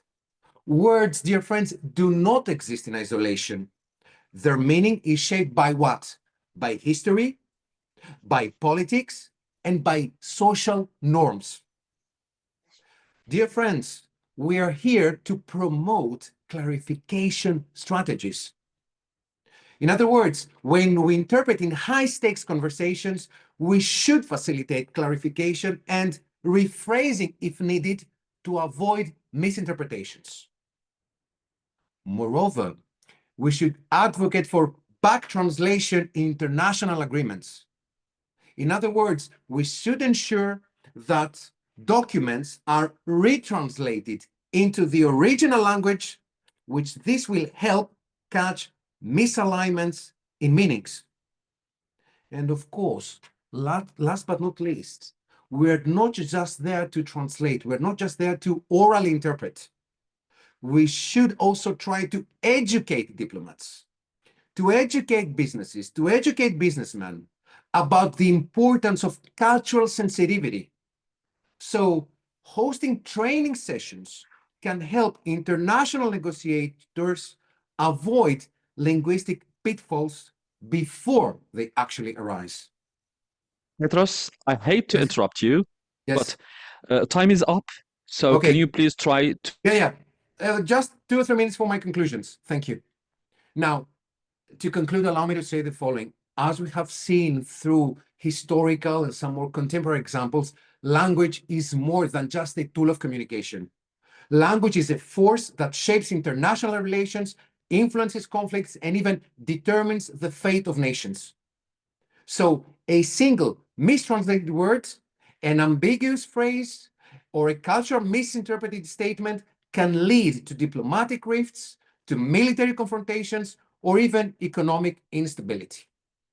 So, in an increasingly interconnected world, where global powers interact daily, our role as interpreters, translators, cultural mediators is more critical than ever. We must move beyond, as I said, literal translation. We should embrace contextual accuracy, cultural sensitivity, and diplomatic nuance.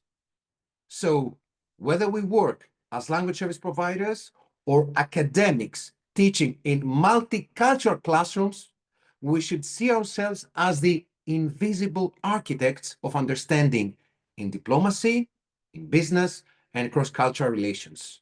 So, dear friends, let us continue to bridge worlds, ensuring that meaning is not just translated, but that meaning is truly understood. Thank you for your patience. And thank you very much, dear Petros, for Thank this you, Hammouda. yet Thank you. another talk and presentation. So it's my pleasure now to host an Q&A session that combines both presentations. The presentation of Dr. Imad Bustema and the presentation of Dr. Petros Romeos. So, ladies and gentlemen, dear colleagues,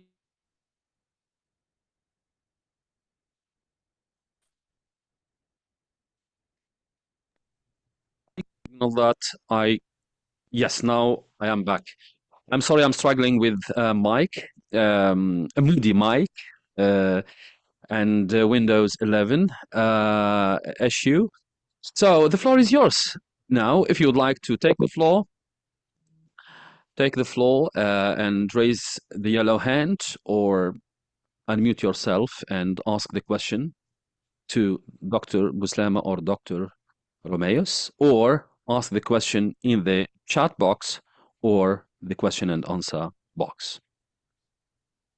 Okay, and I would like to invite my colleague, Fadlawi, Ms. Fadlawi, to read the questions. I think. Yes, sir. Please, thank you.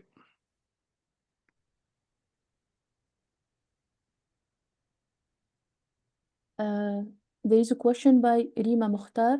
Thank you so much for this truly enriching and insightful talk. My question is the following. As governments strategically encode messages to maintain or shift power dynamics in diplomacy, to what extent do interpreters shape diplomatic discourse through their choice of words and framing? I don't know, should I provide my answer?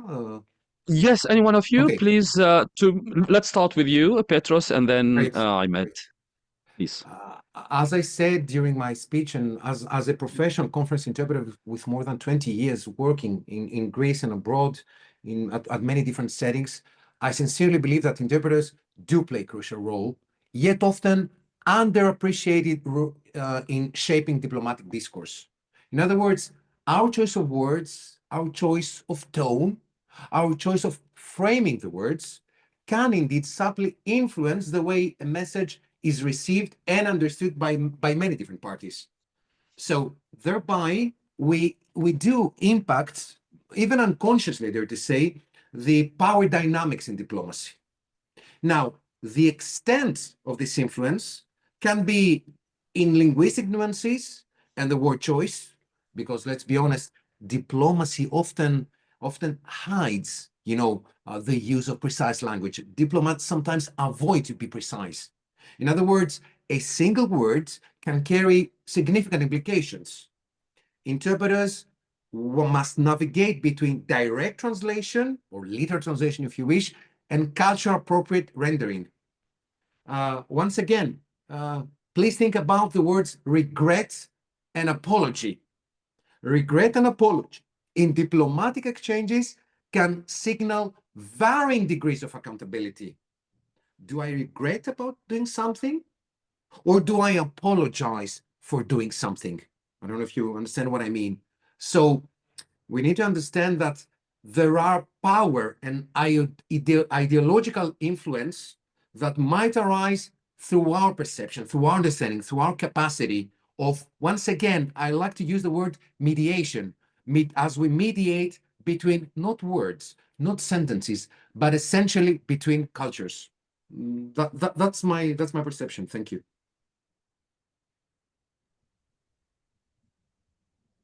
Sorry, I'm muted. Thank you very much, Petros, for those insights. Ahmed, I don't know whether you have also a say in this question. I think the question is directed to Mr. I think Ahmed just raised the, do you hear me? Yes, we can hear you.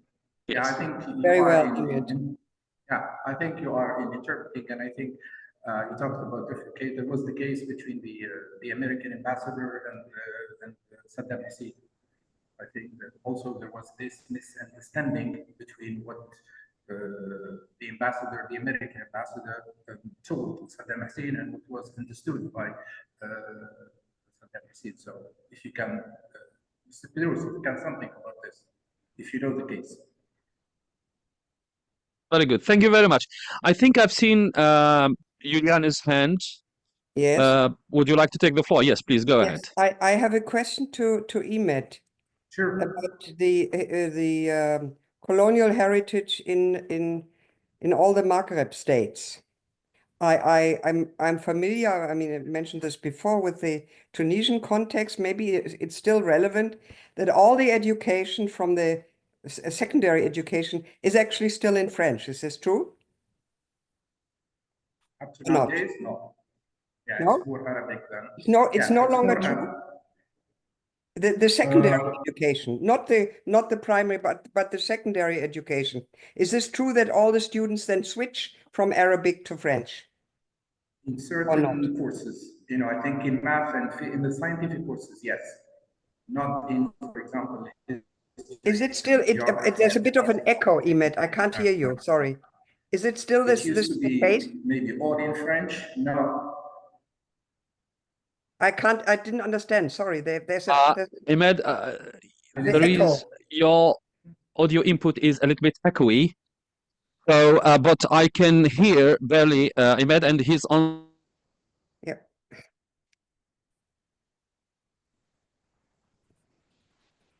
I think we are, I said, we are moving more to Arabic. Yes, over to you, Ahmed, secondary please. school, yeah. So, for example, history, geography, philosophy used to be taught in French. Now they are taught in Arabic. What is taught in French is mainly the scientific core subject like math and physics and chemistry. And that's still in French? Did you get my point? Yeah, that's still in French. Yeah. But this is not the, I mean, there is a difference between the other Maghreb states. For instance, in Morocco, everything is in Arabic. Is this true? And particularly in Algeria, or what is the differences in all the different Maghreb states? I think I know by Algeria, and I think we have a colleague from Algeria. I think in Algeria it's more Arabic than in Tunisia. So maybe our colleague from Algeria may answer this question. Nawel, I think. Yes. Okay. No, just because it's. I mean, I always thought, I know this from my son-in-law. I always thought that it's very difficult for students to do the switching. Because it's exactly. But also in exact sciences. But it's very difficult to do this. Also emotionally, I always found it, and I would like to hear your. On the other hand, again, from my personal experience with my son-in-law, he had no problems studying in Germany because of the fact that the scientific subjects were in French. You see? True. Because there's prejudice in Germany, as in many Western states, about degrees from an Arabic-speaking country. So it was, in the end, good for him. But the emotional package is very difficult. Would you agree? Of switching from the home language to another language, to a colonial language. Yeah. I think in the preparatory or from primary school, you have 3 years in Arabic. So all the subjects are in Arabic, and then you switch to. Yes, obviously absolutely. and then there is no explanation for that. And I know it's very hard for students to do that, but I think Tunisian students, I think they are used to that. So they just do it. Yeah, they just do it. Very good. Our colleague said, in Algeria, it's more Arabic than in Tunisia. Yes, and I think in Morocco also they use more Arabic than French. I've been there, yes, but I wonder, Ahmed, do you know, is there literature on this? I mean, the emotional price that children and young adults pay for this long lingering colonial heritage. I wonder, do you know? This would interest me. Did people do any sort of psycholinguistic research on this? Yeah, that is really an interesting question. Yes, the psycholinguistic the impact on students. Price they pay. I mean, that right, exactly. Interesting. True, but I myself, I don't really know of a study in the literature of this kind. But perhaps anyone else would like to step in just to I'm looking into make reference to something in the literature. Or in the chat. Yes, thank you very much. I think I've seen Professor Trabelsi's hand. Would you? He said something about the yes. Yeah, he said about the different courses taught in Arabic and in French. Yeah. If I may, If I may Yes, take the please, floor. go ahead. I'm sorry, I couldn't possibly gather what Dr. Ahmed was saying. The echo, Yeah. the Larsen effect was terrible. So I'm sorry, I can't ask any question, even though I'm an Africanist originally. I know. From my own training. Now, to Dr. Petros, Yes, yes. I agree totally with you, but I would like you to confirm something which I read a long time ago. I Yes. can't remember. Okay. When the US sent an ultimatum to Japan before the atomic bomb was launched, I read that the Japanese answered by, we will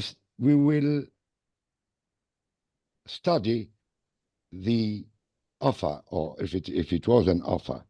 And then it seems that this has been translated into English by we don't care. Hence the bombing of Nagasaki and Hiroshima.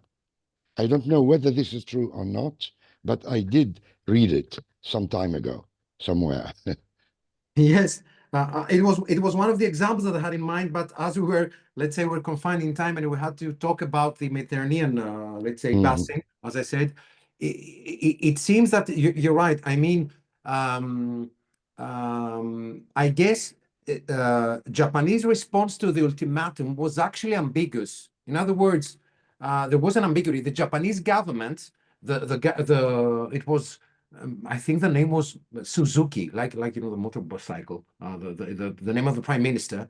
He stated that they would consider they use the word. I have it in my PowerPoint. Oh yeah, mokusu. Now this term could mean either ignore or withhold comment. Now the other side, as you said, the United States interpreted this as a rejection, which contributed, as you exactly said, to the decision to drop the atomic bombs on Hiroshima and Nagasaki. Japanese said mokusu. Mokusu means we ignore or we will withhold comment. So you're right. Once again, it was a question about in the Potsdam Declaration in July 1945, in which the Allies demanded Japan's unconditional surrender. And they said, we ignore what you say, that's what the Japanese said, or we will withhold comment. But the US interpreted in a different way. That's all. Yeah, thank you. Thank you for the clarification. Thank you very much. So let me take Noel again, and then we are going to address some of the questions put in the chat box. Noel, over to you. Okay, thank you so much, Hammouda. So my question is for Petros. Petros, thank you so much for the presentation you have provided. Thank you so much for the examples you have provided also. So in fact, I'm teaching tourism students. I'm teaching them ICC, Intercultural Communicative Competence. So my question will be the following. Though tourism students have not been prepared as translators, but they often find themselves playing the role of translators and the cultural mediators. So how can we help them develop this ICC, Intercultural Communicative Competence?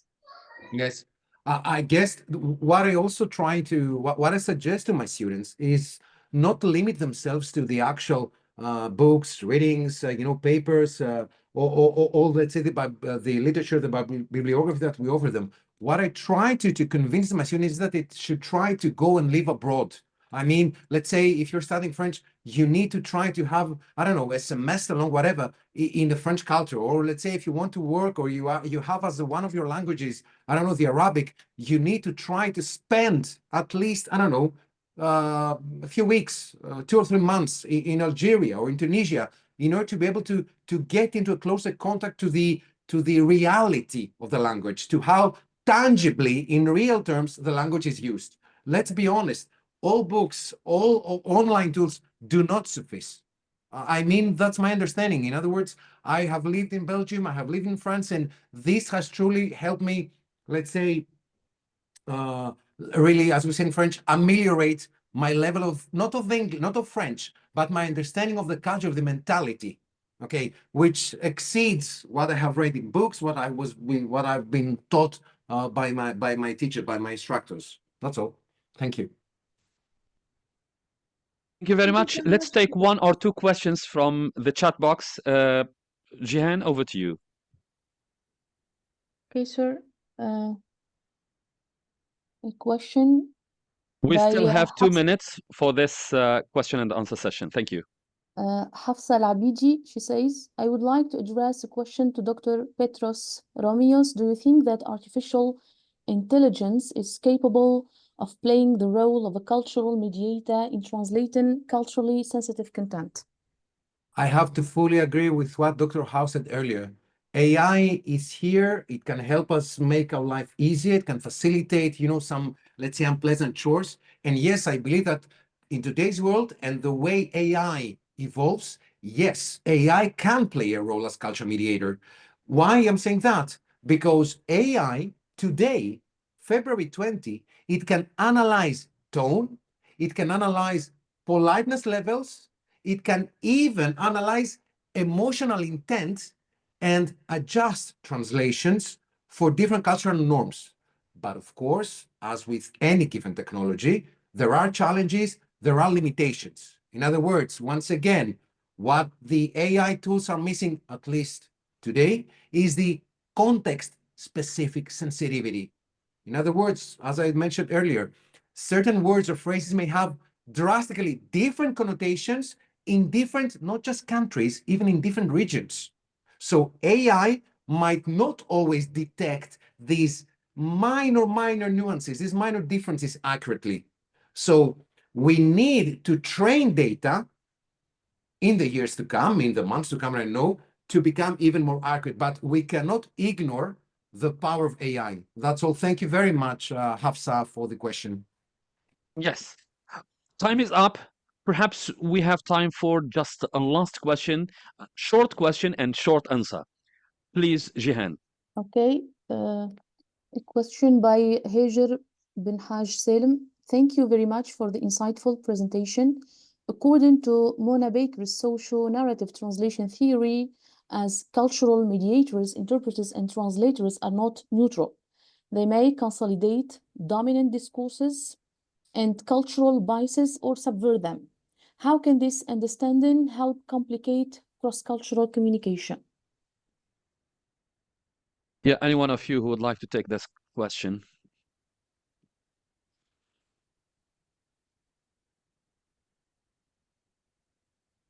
Or